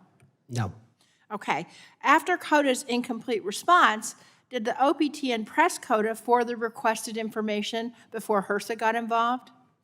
We did not. And how did you determine that the allegations against CODA were unfounded when they gave you so little information to work with? Congresswoman, I was not involved in that decision So directly. you don't know? I only know what I've heard through secondhand, and I don't feel I should discuss secondhand information. Is the person you heard it from still around? No. Okay. But I share your. Well, I'm going to be following up with some questions about that. Now, once CODA, as I said, once CODA finally provided the OPTN with the initially requested information, the OPTN's ensuing 4-month investigation identified no major concerns. But when HRSA did the own parallel investigation, it found deeply damning information about this case. Hospital staff made clear they were uncomfortable with the amount of reflexes T.J. Hoover was expressing, and that, quote, this was euthanasia, unquote. So, Dr. Formica, knowing now what you know, do you stand by the OPTN's initial decision to close the case? I do not. Okay. And knowing what we know now, do you stand by the OPTN's full report finding, quote, no major patient safety concerns, unquote? Congressman, I do stand by that report because we conducted the report that we were requested to do based on OPTN policy 2.15. Now, I agree that HRSA's report, and HRSA looked into this more detailed, which is they should do that. But from OPTN policy perspectives, we conducted the investigation. So do you believe OPTN should have more robust policy perspectives so that it's not making these conclusions on a obvious, serious error? As the past president of the OPTN, my opinion is this is a topic that needs much more thoughtful discussion about making policy. Dr. McGee, you nodded your head when I said that. What? I believe in a system, which you have used that word, it's a system. It exists in the healthcare system, there's organ and transplantation system, there's OPTN, and we're a sliver of that. So we need a system, we need a robust process. Much more robust than we've got now. Yeah, and the system may be robust enough, but the responsibilities aren't delineated enough. And I think that we need to work on that collaboration because this is not okay. Okay, yeah, we can't keep making this mistake. People are dying, and I yield back. The gentlelady yields. The chair recognizes the vice chairman of the committee, Mr. Balderson, for 5 minutes of questioning. Thank you, Mr. Chairman. Mr. Messa, let me start off with you. Your testimony notes that CODA and Network for Hope strongly deny these accusations. What accusation specifically does Network for Hope deny? I'm not sure. Which report is that? I'm sorry. So the accusations that have been out there, the Network for Hope has specifically said they deny these accusations. Are you referring to the same accusations? You've denied the accusations. What accusations are you denying? No, sir. I think that relates to the initial accusations with the index case that we talked about before, and that patient was initially said to be brain dead, which that patient was never pronounced brain death. And also it said that there was organs recovered from that index case, and that was not the case as well. Okay, thank you. Follow up, you mentioned to Chairman Guthrie, in viewing the report, you were having difficulty matching cases with your records. Is it accurate to say Network for Hope has all the underlying documents that were provided to HRSA by your OPO for HRSA's review? We do. We do. And we are doing our own extensive review, but it would be helpful if we had their numbering system so we don't have to go back and guess which one it is and go through all 350 charts that we provided. Okay. Thank you. I'll move on to Dr. McBride. Thank you. Your written testimony notes that the system is not without flaws. What flaws are you referring to? Well, I think every conversation we've had this morning indicates where there are opportunities for improvement. And as I suggested in my testimony, I think that one of the most concerning aspects of that index case was that it was not brought to this committee until 2024, when in fact it happened in 2021. And so if we create a more robust reporting system for patients to be able to take these instances when they feel like they have not been treated well to a central reporting system that can send the information to the appropriate oversight body, it can be acted on more quickly. It shouldn't take 3 years before a family can take that to something. You know, when a family is going through this kind of devastating loss, they are not aware necessarily of UNOS and the OPTN and HRSA and CMS. So that's why we need a system that is easy to understand for patients and for healthcare workers alike. You know, there were people in that hospital who had concerns. They didn't know where to take their concerns. So let's fix that so these issues can be addressed more quickly. And you feel like we're in a better place with what we're going through moving forward? I think that would create a better place for sure. Did you reported to the OPO? I'm sorry? You report to the OPO? We at UNOS learned of the case during the hearing in September, and we reported the case to the MPSC and to HRSA the next day, as we were required to do. Okay, I apologize. The past, they stated that they reported to the OPO at the time the occurrences happened. Yeah, and I'm not familiar with what they might have reported to the OPO. Okay, I appreciate that. Thank you. Mr. Mass, I'm going to move back to you with my last question. I'm coming back to you as Network for Hope engaged in any training and education for its staff to ensure the types of concerning family interactions detailed in HRSA report do not happen again. Yes, sir. We are doing that as we speak. Our training has been ongoing, and we have, as I mentioned before, implemented several changes, especially as it relates to DCD donation and providing not only to our staff, but to the hospitals as well, to make sure that everybody understands their role in this process. Because again, as I mentioned, communication is the key to making a successful DCD donor, and we have to get this right.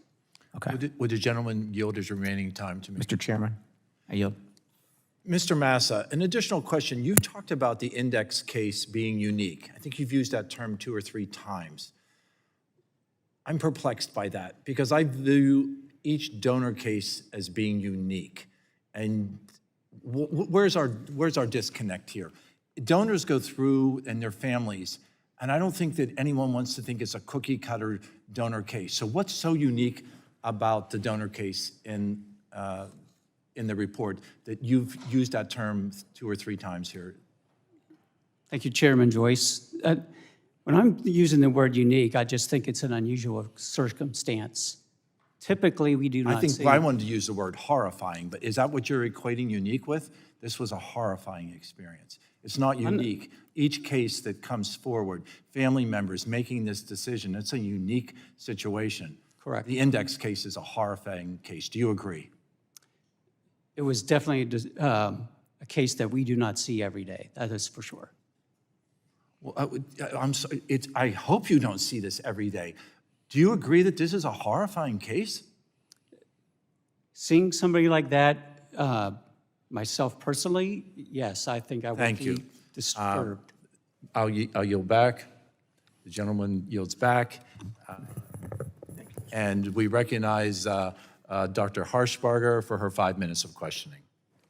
Thank you, Mr. Chairman, and thank you to the witnesses here today. Dr. McBride, your written testimony notes that the OPTN makes policy decisions through its board of directors and committees, and that UNOS is not the OPTN. Later in your written testimony, however, you note that UNOS's board had to also serve as the OPTN's board, and that was the case until March 30th, 2024. Is that correct? Yes, that's correct. Okay. And while HRSA established an independent OPTN board in July of '24 and awarded the contract to support them to the American Institutes for Research in August of '24, is it fair to say that UNOS is still helping to support the board and still supports the OPTN in other ways? Yes, that is true. HRSA has not yet modified our existing contract to remove the board support work for us. Okay, thank you, ma'am. Dr. Formica, how does the OPTN justify closing this case only 2 business days after receiving Network for Hope's response, despite not receiving the patient-level materials or administrative documents requested? Congresswoman, as I stated before, I don't think the case should have been closed after 2 days. Yeah. Not going to defend that happening. Very good. Thank you, sir. I'll continue on with you. In the Corrective Action Plan dated May 28, 2025, HRSA directed OPTN to develop and implement a 12-month OPTN MPSC monitoring plan for CIDA within 30 days. If so, what are the details of this plan, and have they had any impact so far, and if not, why? Congresswoman, that happened during the transition from myself to Dr. McGee, so I started the process by setting up the committees to begin working on that, but I wouldn't comment on what's happened since I'm no longer the president. Okay. Dr. McGee, what actions has Network, well, go ahead and answer that question, then I'll go to my next one. Thank you.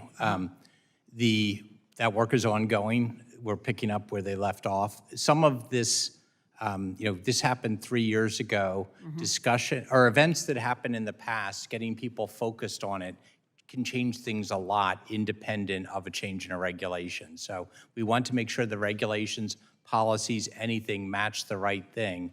But a lot of stuff I think has happened. I think people feel more comfortable speaking out. I'm not sure changing the website to MPS, changing the website of the reporting for the bedside nurse, whether it's HRSA.gov or OPTN. I'm not quite sure that has achieved its effect. So we need to think about how to make sure they can do that well. Sorry. Well, let me ask you the next question. What actions has Network for Hope taken to address the issues identified in HRSA's report, whether that be actions directly related to the Corrective Action Plan or actions that are separate and apart from the Corrective Action Plan? Dr. McGee, did you hear that? I thought you were talking. You thought I was talking to Dr. Formica, didn't you? No, I thought you were talking to Mr. Massa. The Corrective Action Plan for the Kentucky OPO, that's due, that's been implemented. There's another report that's due on the 28th of this month. Okay. And this is all the witnesses, okay? HRSA's report notes that in a 2023 case, OPO staff proceeded with obtaining authorization from 2 family members despite witnessing the next of kin take psychoactive medication immediately prior to the consent discussion. OPO staff documented impairment on the part of both family members during the consent discussion, as well as concerns from multiple hospital staff that the family were clearly inebriated or high off of something. Are there adequate policies now and procedures in place to prevent these type of interactions from happening? Congresswoman, I could take that. Yeah. And thank you for your question. Absolutely. And that is, we take that very, very seriously. We have made changes in our training as well as in our policies to make sure that never happens again. And if it does, there will be some changes and disciplinary procedures taken. Yeah. Anybody else have any comments? Yes, sir. The principles of informed consent are very straightforward and clear. One principle would be you cannot get consent from somebody that's under the influence. It is, in that case, though, that shows a nuance that if I gave what's called first-person authorization, or like my last will and testament, that stands despite what somebody else would do. So in that case, I would ask, what was that? But you cannot get consent. You can't grant first-person authorization or get consent if you're under the influence. Makes sense to me. I guess this is to Dr. Formica. I have 30 seconds left. As doctors with experience in transplant medicine, this could go to Dr. McGee too, what's your reaction to the idea of a patient being on sedatives, and in some cases, multiple sedatives while they're being assessed? I'm going to speak from the perspective of a doctor that doesn't care for those patients, so there may be nuances, but to me that sounds kind of frightening. I'll be honest with you. I think, though, you also made an important comment, though, about consent, and you're 100% correct, and that shows you some of the challenges of policy. OPTN policy says you must obtain consent.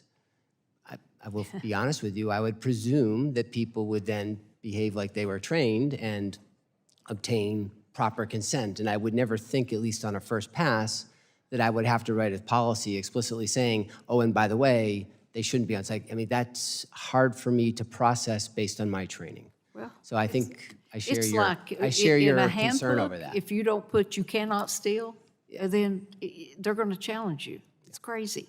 Yes, sir. That's a great question, and again, it's nuanced because patients that are suffering, who the family and doctors are going to withdraw support of, goal one, hurt nobody, don't prolong suffering. Yeah. So it's reasonable and appropriate to give pain medicines to people that are in pain. There's a concept of double effect, which is you can do things that are for the good, even if they have some unintended consequences. And even sitting here today, it's easy to think paralytics, that would be bad.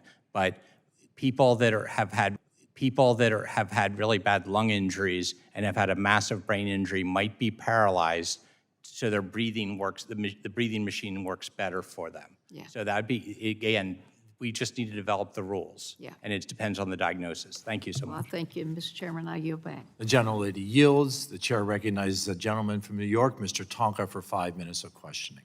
Thank you, Mr. Chair. Dr. Formica, in your testimony, you state that the nature of the OPTN review of CODA had no precedent. How did the OPTN or MPSC approach patient safety reviews in the past, and what was different about this review? So that's a very important question. So in the context of the MPSC, there'll be either an outcome results that are bad, so a program will be performing poorly. We've had many cases, I've been involved in 2, where there's been direct complaints about culture. We've actually closed a program around that concept. But it's more focused on a specific event and a specific, program or something that's a little more tangible. This review was taken out of the MPSC, so we had to stand up a committee that didn't exist already, so we had to solicit volunteers to do that, try to populate them with the expertise. And then frankly, the volume was huge. It was 360 cases, it was 95 sets of protocols, documents, et cetera. It was over 35,000 pages of material. And although the process began in September, I was only able to release that information to my volunteers on February the 6th to meet a February 28th deadline for a written report. Thank you. An enhanced approach to oversight of the OPTN is a positive development, and HRSA's review reached several troubling conclusions that I believe need to be addressed. HRSA's investigation observed a variation in the level of care depending on the hospital in which they were being treated within CODA's service area, implying that CODA's management changes depending on the surroundings. It should go without saying that OPOs need to act responsibly with the patient's best interest in mind, no matter where that patient is being treated. So, Mr. Massa, can you tell me whether your OPO employees are supposed to apply different practices to potential donation after circulatory death processes depending on the hospital? No, sir. We have developed a checklist for every nurse that's involved on a DCD process, as well as the attending physician, that clearly states what the role of the OPO is at the time, as well as that of the hospital. So they can know what to expect, what their role is during that DCD donor, because as you mentioned, with an urban hospital, maybe they have more experience with DCD donation, but in a rural hospital, they may not. So in real time on that case, as we approach that case or we come on site for that case, we are providing them with these documents that they could then see in real time so that they know what to expect and what duties that they have. And we also developed a 10-minute video that they can access through their QR code, that again walks them through the process from beginning to end, and in that 10 minutes goes over that DCD process. So we have developed that just for this case. Well, let me read from HRSA's report, which presents data from your records that shows that CODA's authorized, not recovered cases where donation processes were started but organs were not procured are more prevalent at small and rural hospitals. HRSA indicates, and I quote, "These trends suggest that patients may experience variable care from CODA depending on the hospital in which they are seen," end quote. So Dr. Formica, did the OPTN board run a similar analysis about cases like this comparing different hospital settings? No, we did not. So, Mr. Massa, your website states your OPO serves 7 million people and includes 188 hospitals. Is that correct? Yes, sir. The HRSA reports includes some complaints from hospital staff about their interactions with your OPO. So, Mr. Massa, how does Network for Hope address any complaints it receives from hospital staff? So we take any complaint from a hospital very seriously. I myself get involved as well. We also have the ability for anybody in the hospital to provide a complaint or a concern through a QR code that will remain anonymous, because we want to make sure that we are getting that information, because together and working together, we can have process improvement. So we encourage people to do that, and we welcome that. Well, I had one other question. I'm running out of time for Dr. McGee, which we'll get to the committee. But I hope the new OPTN board will give special attention to these situations. Rural communities have some of the nation's most vulnerable patients who often already face obstacles to health care. If OPOs are acting in a way that can put those patients at greater risk of mistreatment, that is simply unacceptable and certainly deserves far more scrutiny. And with that, Mr. Chair, I yield back. The gentleman yields. The chair recognizes the gentleman from Alabama, Mr. Palmer, for his 5 minutes of questioning. Thank you, Mr. Chairman. Thank the witnesses for being here. Mr. Massa, why were all the materials requested by the Network of Hope for the OPTN Membership and Professional Standards Committee in the letter of September 12, 2024 not originally provided? Thank you for that question, sir. Initially, that request was... Why were they not provided? We're not going to filibuster the time. Why were they not provided? That request was in regards to Mr. Hoover being a brain-dead donor as well as organs being recovered. So we provided the information that those were inaccurate. In addition, they asked for a summary, which we provided. Mr. Formica, your written testimony, you said that few recommendations that OPTN made are in essence the same as the concerns expressed by HRSA in their report. In your honest assessment, do you really believe that OPTN and HRSA's findings were the same?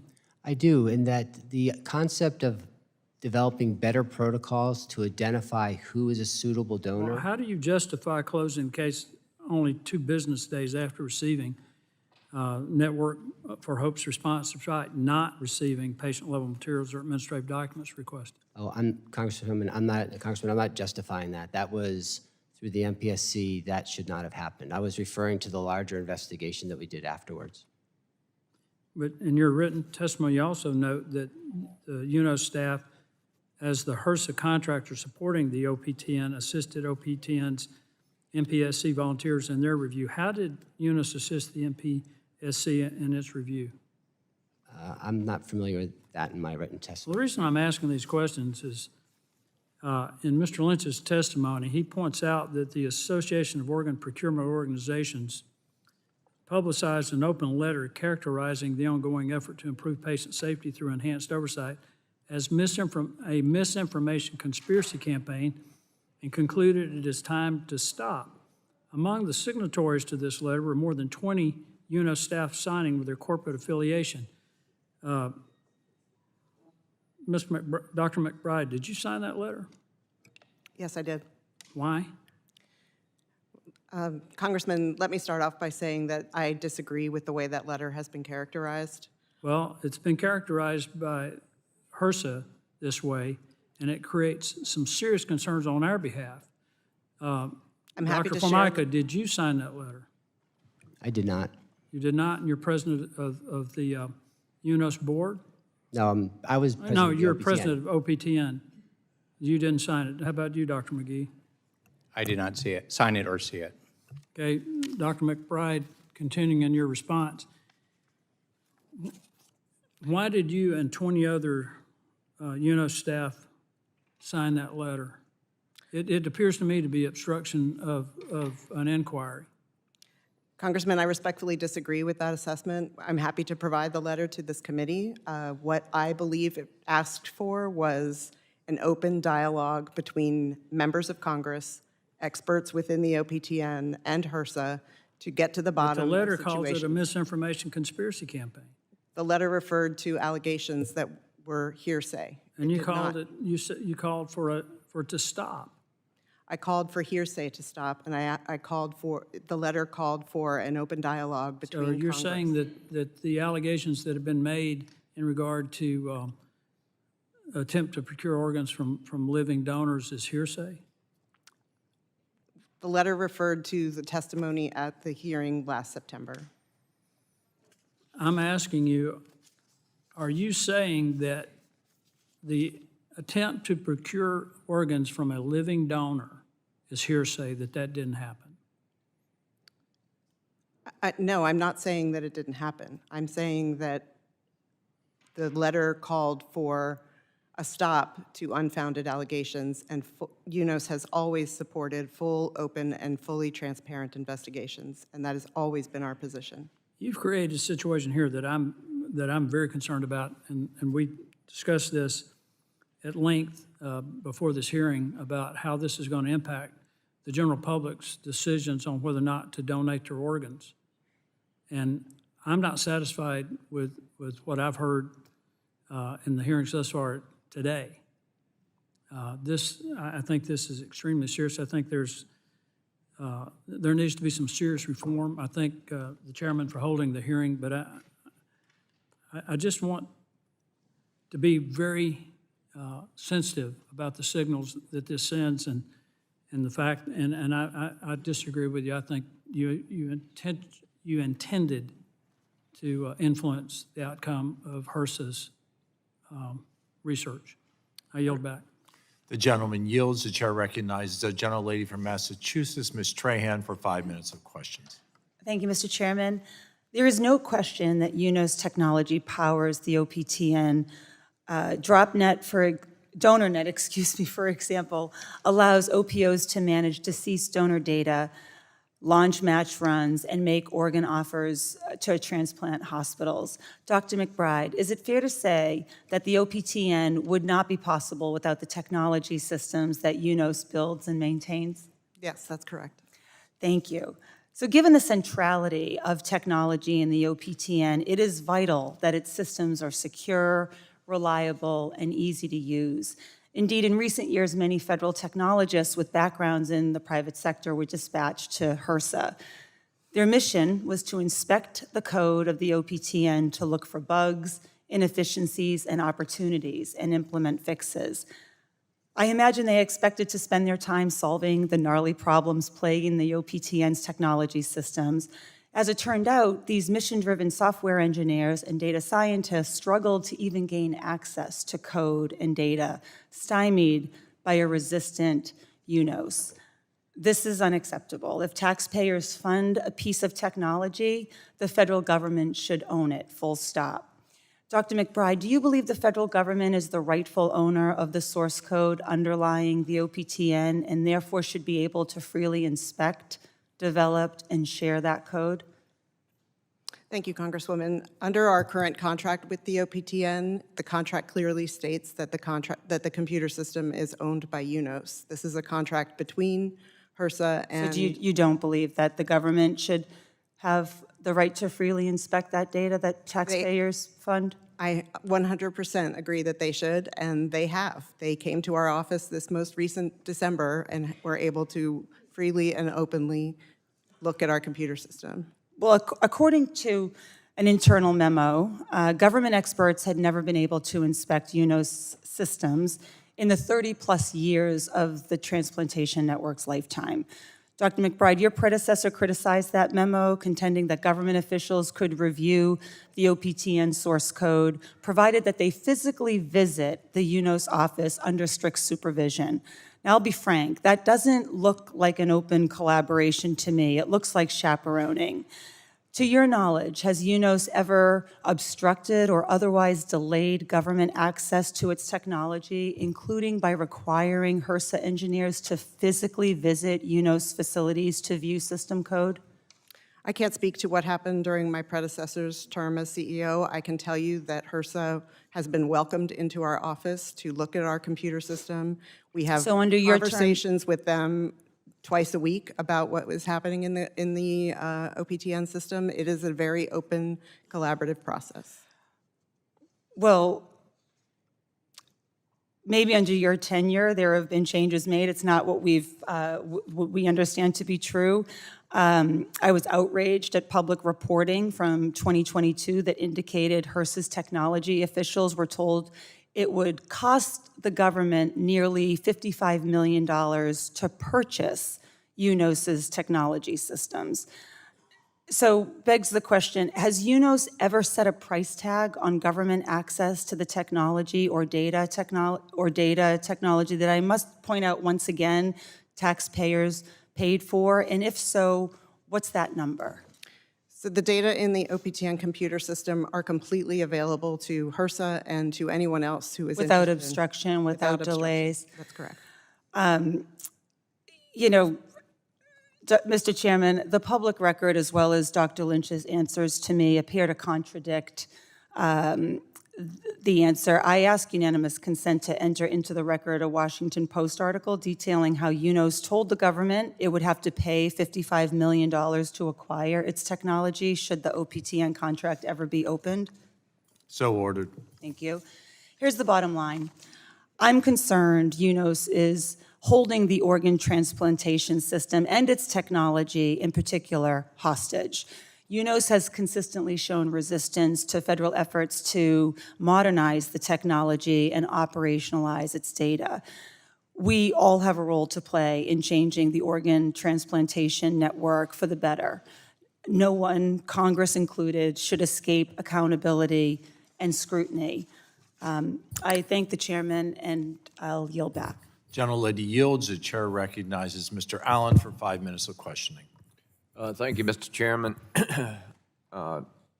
Famaka, HRSA's report notes that in most cases, once authorization had been obtained and the coordinator's attention turned to operative logistics, there was scant subsequent recording of patient's clinic condition.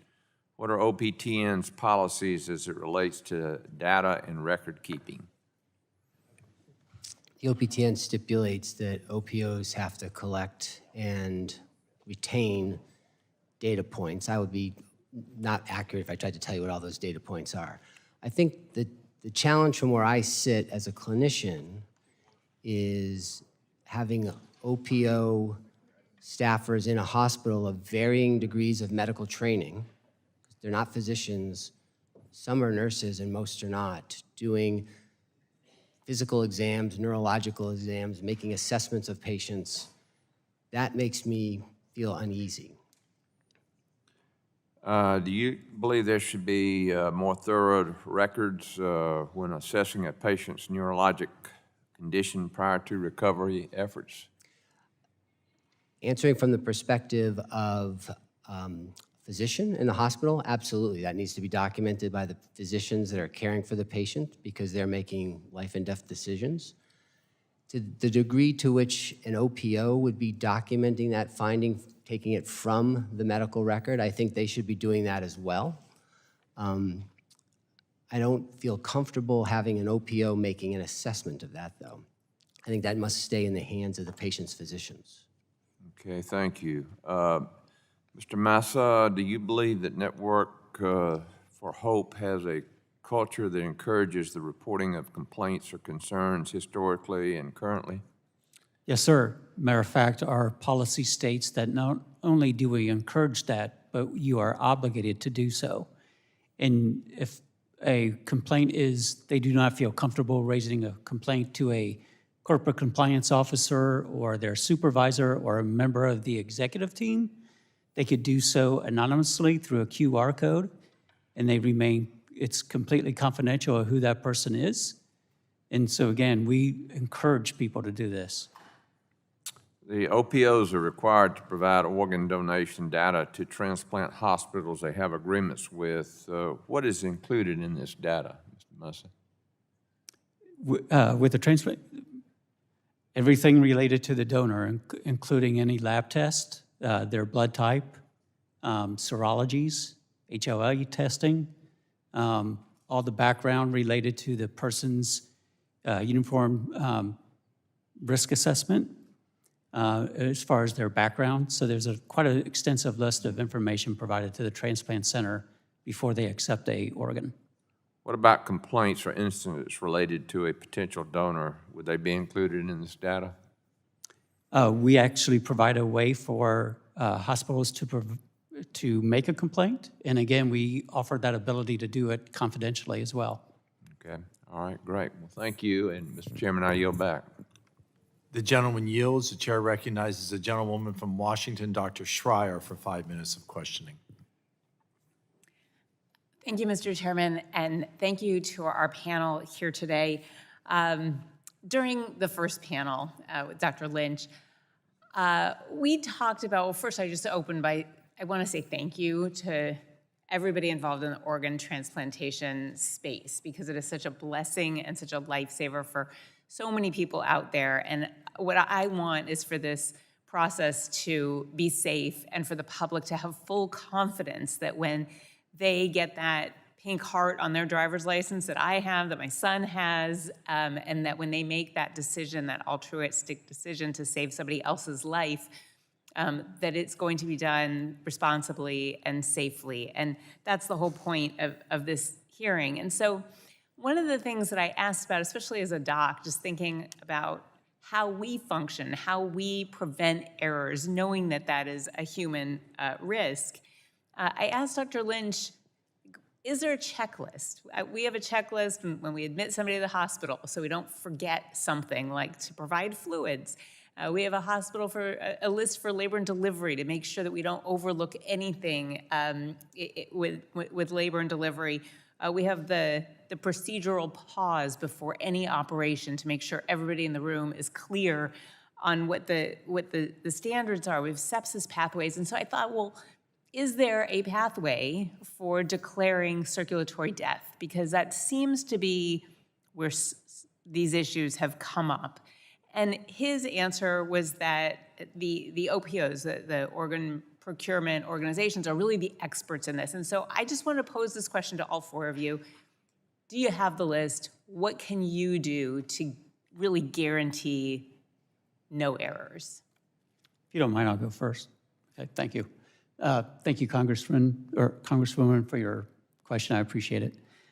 For us, as I mentioned, as the OPO, we have developed these checklists specifically designed for nurses on a case, as well as the attending physician, to do exactly like you said, in terms of going down the list, making sure nothing is forgotten, and making sure that they understand their role as well as the role of the OPO during those cases. OPOs, like I said in my initial testimony, do not declare death. So that is relying upon an independent surgeon not involved in donation or transplantation to come in and pronounce death. And as Dr. Formica said in his testimony, we are not even in the room at that time. So while OPOs are the ones determining if a patient is suitable for donation, as far as determining death, that is actually done by the physician. And currently, there really isn't any good tool to determine if a patient is going to die in that 90-minute time frame. I mean, it feels like that's the gap, that your checklist is this suitable? Does this person have hepatitis B that could be transmitted through transplantation? Is there CMV? It could be, have we talked with the family? Have we gotten sign-off? But the list that is really at the crux of this matter that we're discussing today is, how do you not mess up when you're saying, okay, it's all right to go to the operating room? Do you have a list that says must not have had an opioid in X number of hours, must not have had, any kind of sedative or paralytic for a certain amount of time? Where's that list? Barry, can I take that? So Congresswoman, I think your question that is the question that needs to be resolved. And I was told when I was preparing for this that I should bring ideas. So from 20 years of working on the OPTN, I'll tell you how I would like that fixed. The it crosses over two domains of responsibility. The OPTN has responsibility, and the donor hospital has responsibility, and they're governed by different organizations. If there could be an ability to say that once a patient is identified as a potential donor, protocols from the hospital side, i.e. under CMS, could be harmonized with protocols from the OPTN side, meaning HRSA and OPTN, and those individual patients then would fall under a standard set of protocols. They would be agreed upon by people who are more knowledgeable than me on that topic, but then the OPTN could get the donor hospital to do the things that needs to be happening, and vice versa, and then there could be accountability. And I think that would be, if you were to say one thing that could move us towards making people feel more confident in the system, is we'd have one set of oversight, we'd have one set of protocols, we could work on those protocols, and then we could act on those protocols and refine them as they go forward, instead of refining one and then having to wait for the other one and back and forth. I think that would restore a lot of public confidence, and I think it's just the smart and really should be a standard thing to do to have everybody on board. Thank you. I appreciate your candor, and I yield back.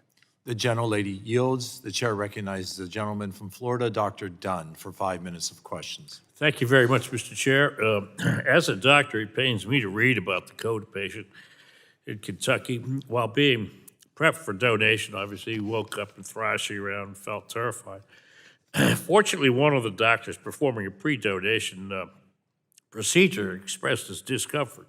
But the OPO who was present actually disagreed with him, shot him down, said the OPA staffer notes indicate he was accusing him of euthanasia. Embarrassingly, on the honor walk for this patient, the patient was regaining conscious. And when he was brought in the operating room, he was actually curled up in a ball, his knees on his chest. Thank goodness for the doctor in the operating room. This is a story that seems to me more fitting for a horror movie than a congressional hearing, frankly. Mr. Massey, you're the CEO of Network for Hope. Less than a year ago, you merged with CODA. In what capacity does the former CEO of CODA serve in your organization now? The former CEO of Kentucky Organ Donor Affiliates currently serves as our COO. We made several changes in the executive. COO. So, and you have other CODA organ operations staff, perhaps surgeons, still with you? They are, but not in their same role. Everybody within the executive team took a much more I'm just focused going to say, I responsibility. find it concerning that anyone involved in this misconduct is continuing to work with you in the field, frankly. As a medical doctor, I find the recent increase in donations after circulatory death as opposed to brain death particularly concerning. We always use brain death as a criteria when I was in the business, and brain death confirmed by multiple physicians. I'm concerned that the current safeguards in the DCD process are simply not enough to secure patient safety. Dr. McBride, I'm under the impression that UNOS plays a role in encouraging patient organ procurement, through the DCD type recovery, so it's a circulatory death. And I want, Mr. Chairman, I want to offer into record two articles. The first says 26 OPOs join new UNOS-led collaborative to increase DCD donor recoveries, and that one's dated April of 21.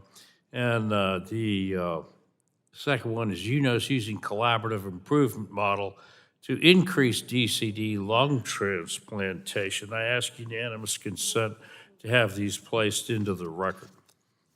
So ordered. Thank you. I obtained these, by the way, through the Wayback Machine because they're no longer on your website.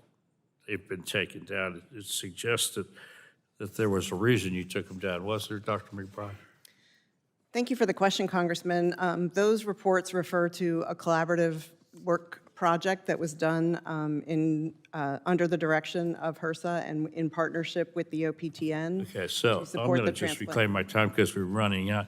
You know, last year's hearing on this subcommittee, after that, the Association of Organ Procurement penned a letter openly criticizing this congressional committee for advancing false, misleading, and unsupported allegations. After reviewing and hearing all the data here today, do you still agree with that? Congressman, I disagree with the way that letter has been characterized. I believe the letter actually called for an open conversation with Congress, with experts in the organ donation. Let me just say, I think it's disturbing to me that anyone would consider that congressional oversight, which is one of our jobs, is somehow damaging to public trust. Congressional oversight doesn't harm public trust. What happens to public trust gets harmed when our trusted partners in organ procurement disregard process and put patients in danger. Several of you lectured us today on the importance of transplant surgery and transplant donors. I promise you, we understand the importance of transplantation, doctors and lay people in Congress alike. But it's not right, it's not moral, it's not ethical to kill a patient who can potentially live and take their organs. And if America fears that your OPOs are doing that, you're going to lose your pool of donors, simply. Americans should be confident that you are performing your own oversight, and we are too. I commit that we will continue to provide oversight, and we will do everything in our power to make sure that bad actors in this field do not continue to behave this way. Thank you. The gentleman yields. The gentlelady from Virginia, Ms. McClone, is recognized for 5 minutes of questions. Thank you, Chairman Joyce, and to Ranking Member Clark for convening this very important hearing. Our nation's organ procurement and transplantation system requires strong coordination between federal agencies, the Organ Procurement and Transplant Network, organ procurement organizations, and hospitals. Now, the current OPTN contractor, UNOS, is based in my district. And over the years, when I was a state legislator, I had a chance to visit their office several times and hear updates about the modernization process.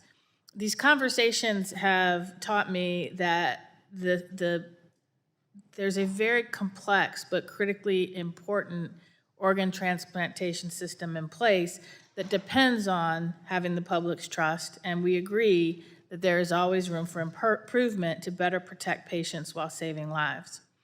Now, while we are in this oversight hearing, I do want to highlight my bipartisan bill with Congressman Rob Whitman, H.R. 330, the Organ Donation Referral Improvement Act, that requires the Department of Human Services to study how automatic electronic donor referral systems can help eliminate barriers to successful organ transplantation.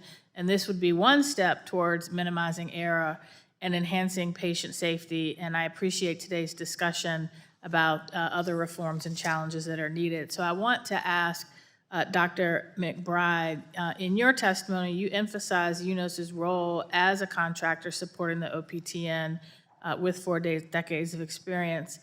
From your perspective, what are the most important reforms that we need to make to improve the organ procurement and transplantation system to better protect patients while saving as many lives as possible? Thank you, Congresswoman, and thank you for the support of the automated donor referral bill. We really appreciate it. There are many reforms that we have discussed, and we have discussed some of them today. I think based on the topic of this hearing, the most important one is to create a reporting system where patients, members of the healthcare community can provide information about potential wrongdoing for their loved one or their family member. The fact that it took 3 years for the index case, as it's been referred to come to light is unacceptable, and I hope that this Congress will push HRSA and CMS to create a system that can be available to all patients and families to make it easy for them to make these kinds of conversations public so that it can be forwarded to the right oversight body to be addressed. Thank you, and I like Dr. Formica's words of wisdom that come with solutions, so I'm trying to give you all an opportunity to do that. But for Dr. McBride, how can the OPTN improve oversight of OPOs to prevent the tragic situations that were discussed today? I think piggybacking off of Dr. Formica's comments, there is a split in the oversight of the organ donation and transplant systems. So CMS has oversight over hospitals, and the OPTN has oversight under HRSA of the transplant hospitals, the OPOs, and the histocompatibility labs. That split in oversight does leave room for communication gaps and opportunities for further improvement. So I do think consolidation of the entire transplant ecosystem under a single government regulatory body could provide benefits to the transplant community. And are there any other resources or authorities that we would need to provide to accomplish that? I believe Congress has the authority to do that. Okay. And Dr. Formica, I don't know if there's anything you'd like to add on to that. Yeah, I'll just echo that. As a program director, I prepare for an OPTN audit every 3 years and a CMS audit every 5 years, and they don't cover the same topics. So. Okay. And in the 55 seconds I have left, Dr. Massa or Dr. McGee, if there's anything else you would like to add on what you think Congress could do, either in your answer now or that you would like to provide on the record, I do want to give you all an opportunity, and it's probably going to have to be in writing on the record later. I want to give each of you the opportunity from your perspective to say what changes need to be made, and that recognizes the complexity of this process and how we have 3 different systems working together, whether it's the hospital, whether it's the procurement organization or UNOS, and they all have different governing structures and different things in places, and things fall through the cracks. So if you could provide us, from your perspective, everything you think Congress needs to do to prevent these tragedies from happening, I'd appreciate it. Thank you. Yield back. Thank you. The gentlelady yields. I'd like to note that as discussed in panel 1, that HRSA already has a system for individuals to report. With that, the chair recognizes the gentlelady from Iowa, Dr. Miller Meeks, for 5 minutes of questioning. Thank you, Mr. Chairman. And again, I want to thank our witnesses. If you were here in the first panel, you heard about my unique perspective in this matter, but I'm going to repeat it. So I started my career as a nurse. So after having done med-surg nursing and emergency room nursing, as a newly minted lieutenant stationed at Walter Reed, I was placed on a neurosurgery floor.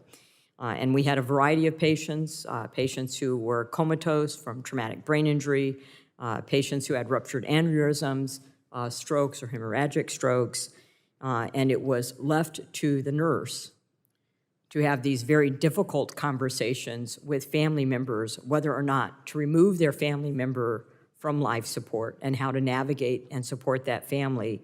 And then the secondary conversation of whether they would be an organ donor.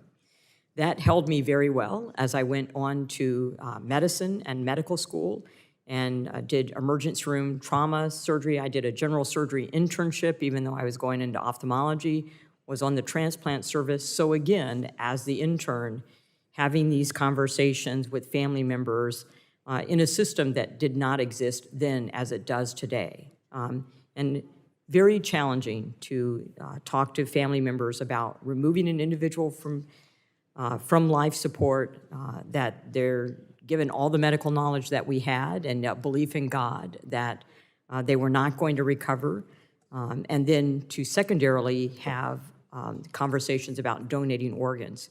We certainly have progressed since then. You have advanced directives. You have conversations with family, not enough. On our license, driver's license, you can elect to donate. And then as an ophthalmologist, performing transplants for vision. And I can tell you how grateful individuals are, how parents are for their child who has an inherited disease and can't see, to then see. Adults who have traumatic injuries from chemicals, alkali burns, before we had stem cells, which we can now also transplant. And then those with keratoconus or other inheritable eye diseases. And to be part of that network of giving vision and, in fact, giving life. And that requires trust. and it requires trust of those who donate, the family members who have to make that decision in the absence of consciousness for their loved one, and then in those that receive organs knowing that they came from a place of appreciation, gratitude, and love. So there's a trust within this system that I think is extraordinarily important for all of us.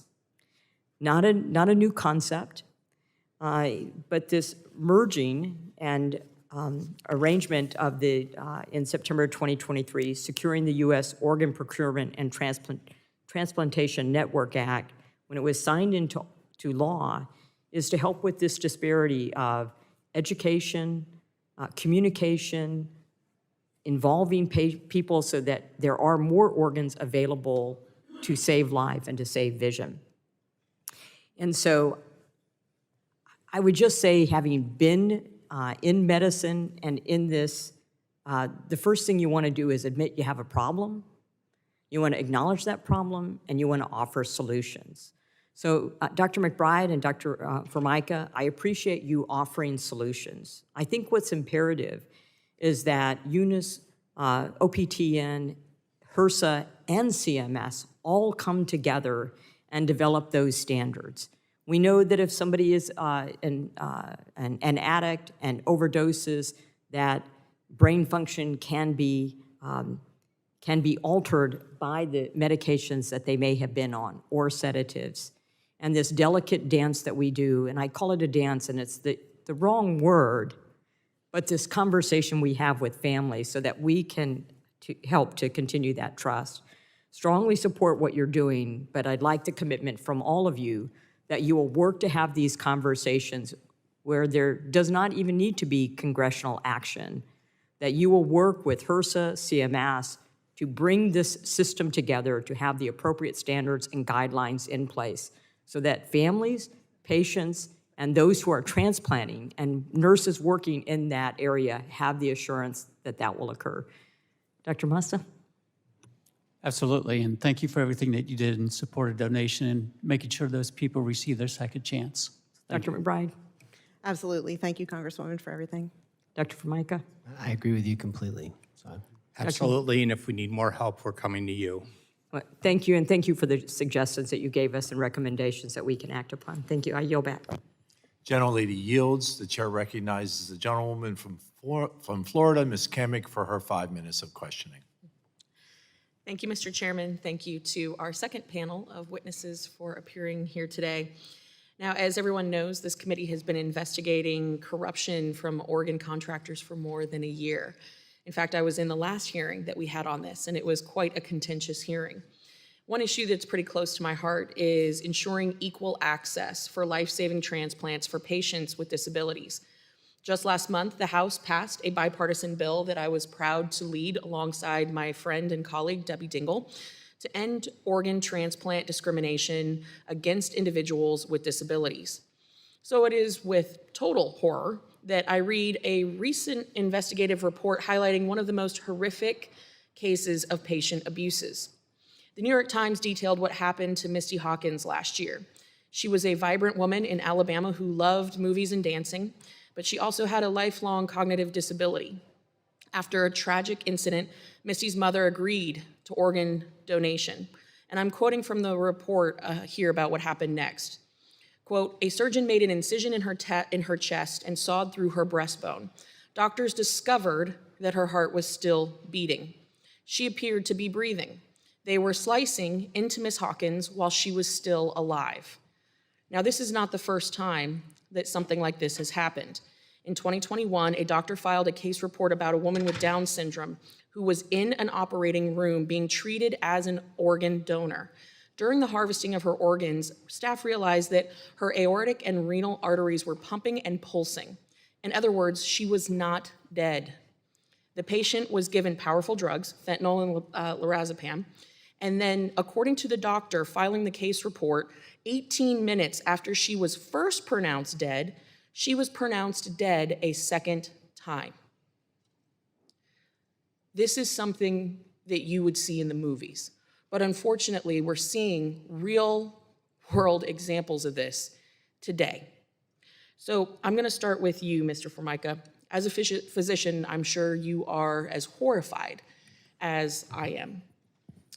Were you invited to participate in the hearing on organ transplants last year? I was invited, yes. Why did you not appear? I was given about 4 days' notice and couldn't get away from my clinical responsibilities. I understand. Now, we discussed this back then, but I want to bring it to you now. HRSA's report included 2 particularly damaging conclusions about the federal organ contractor assigned to Kentucky, including, quote, its failure to recognize neurologic function inconsistent or unfavorable for organ donation, and its failure to work collaboratively with patients' primary medical teams. If there are reasons to believe that some organ contractors are failing to recognize neurologic function issues inconsistent with organ donation, in other words, the patients could never recover or they were not suitable for organ donation, then I'm even more concerned about what that means for care given to patients with disabilities. Are you tracking with me? Yeah, absolutely. Okay, I so- share your concern about the patients with disabilities. And you're under oath, so I want you to very clearly detail if you have heard of other reports similar to this with the very basic failures that have been outlined in what I have said. The reports I've heard, I've read that New York Times article. I shared your, I don't even know the verbs to put in there, so I won't do that. I've heard from HRSA secondhand that there's other cases. I have never been given the primary data for those. Really? Yeah, no, really. We have not been given access to the primary cases. We were told that they were happening. I haven't seen them. I haven't seen the only thing I know about the index case, which we're discussing here, is the HRSA report. The OPTN was not given the data for that one. We were told not to review that case. And just so we have this on the record, you recently, you have since left, but you were the president. I was the president up until June 30th, yes. Okay. Now, you're aware of the bipartisan report from our friends in the Senate that found that the Miami OPO, for example, recovered organs from a donor before the donor's heart stopped against the family's wishes. I've heard that case, yes. I haven't But you seen just said primary- that you really hadn't. I haven't seen primary data on that, Congresswoman. So I've heard these cases. I can tell you that the Miami OPO has been under review with the OPTN, and my last act as a president with my board was to send a letter to the secretary asking for assistance in managing that case. But, I mean, the report is public, so, I mean, you're... Congressman, I've heard these, I know what you're saying, I've heard these cases, but I don't have any primary data. I've been a spectator to those I'm sure cases that as brings well. the families of these individuals great comfort that you haven't seen primary data, despite the fact that many of these reports are public record.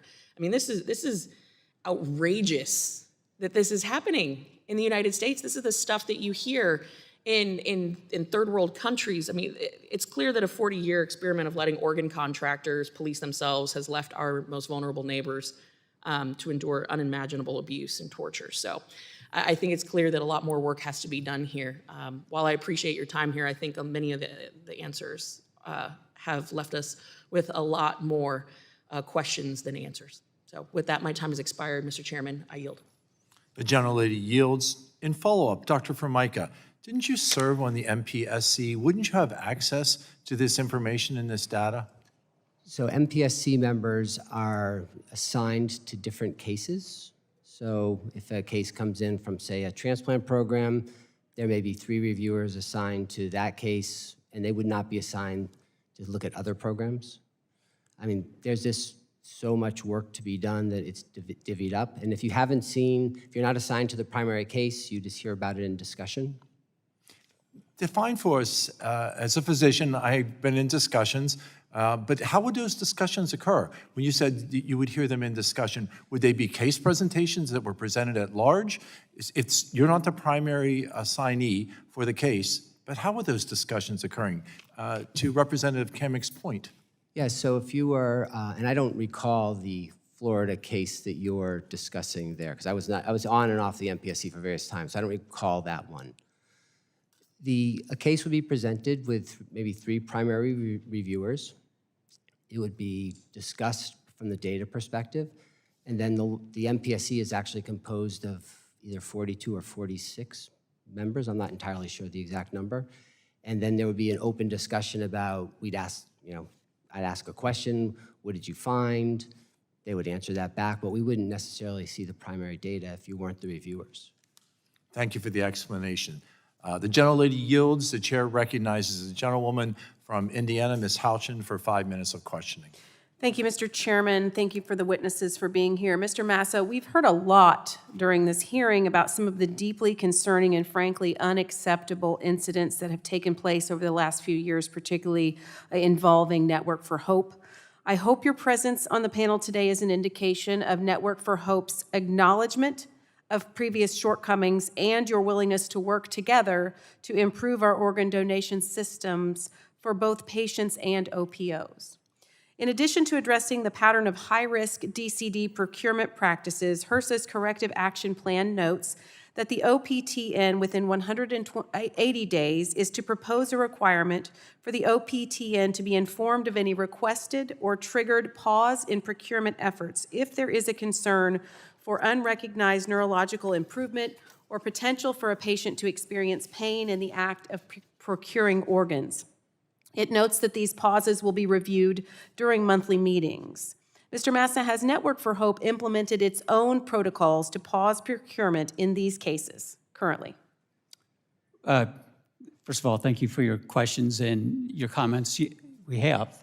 We do have established huddles and hard stops during the donation process, especially with DCD donors, to make sure that we get everybody on the healthcare team together, everybody involved in that DCD donor.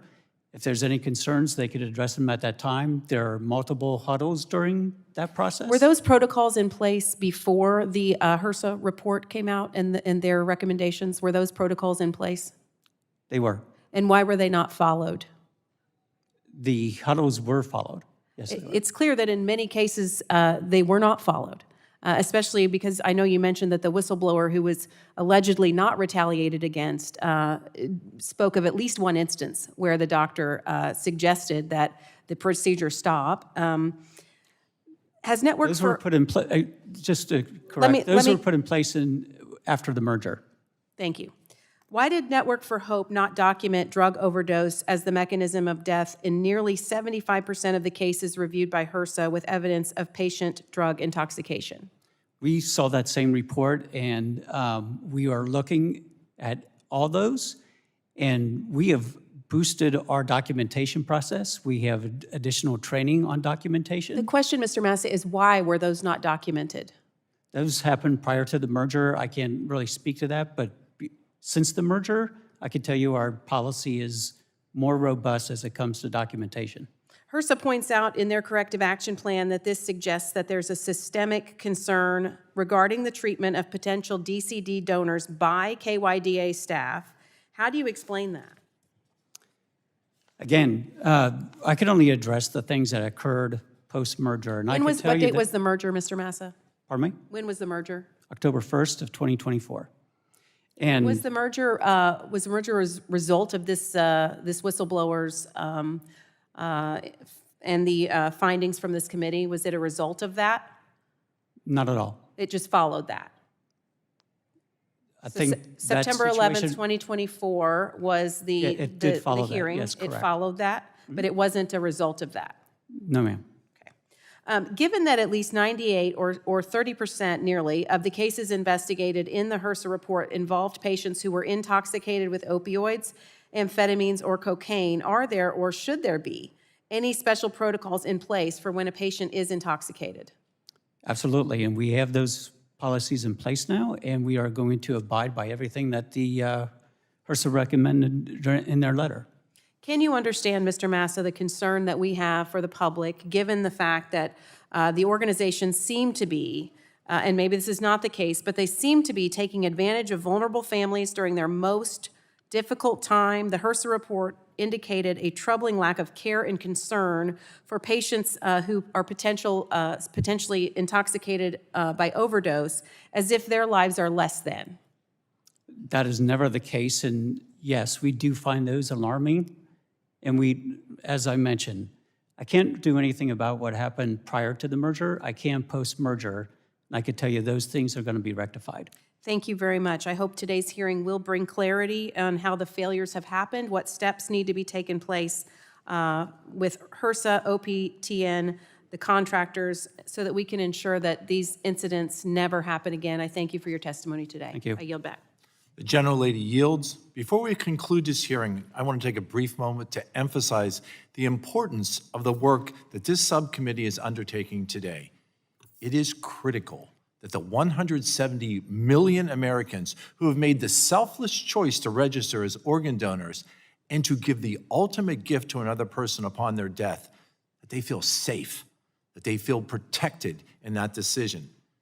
To honor that commitment and that sacrifice, that pledge that these individuals have made, that their loved ones, that they must understand that we will fully investigate all claims that could cause fear or mistrust in the decision that they have made and ensure that events that we have heard today would hopefully never occur today. A significant concern is from the HRSA report that there were 103 of the 351 examined cases with concerning features. These were not unique. These are horrific reports. That's a 30% occurrence rate. And it affirms the need for this subcommittee, it affirms the need for this investigation to occur.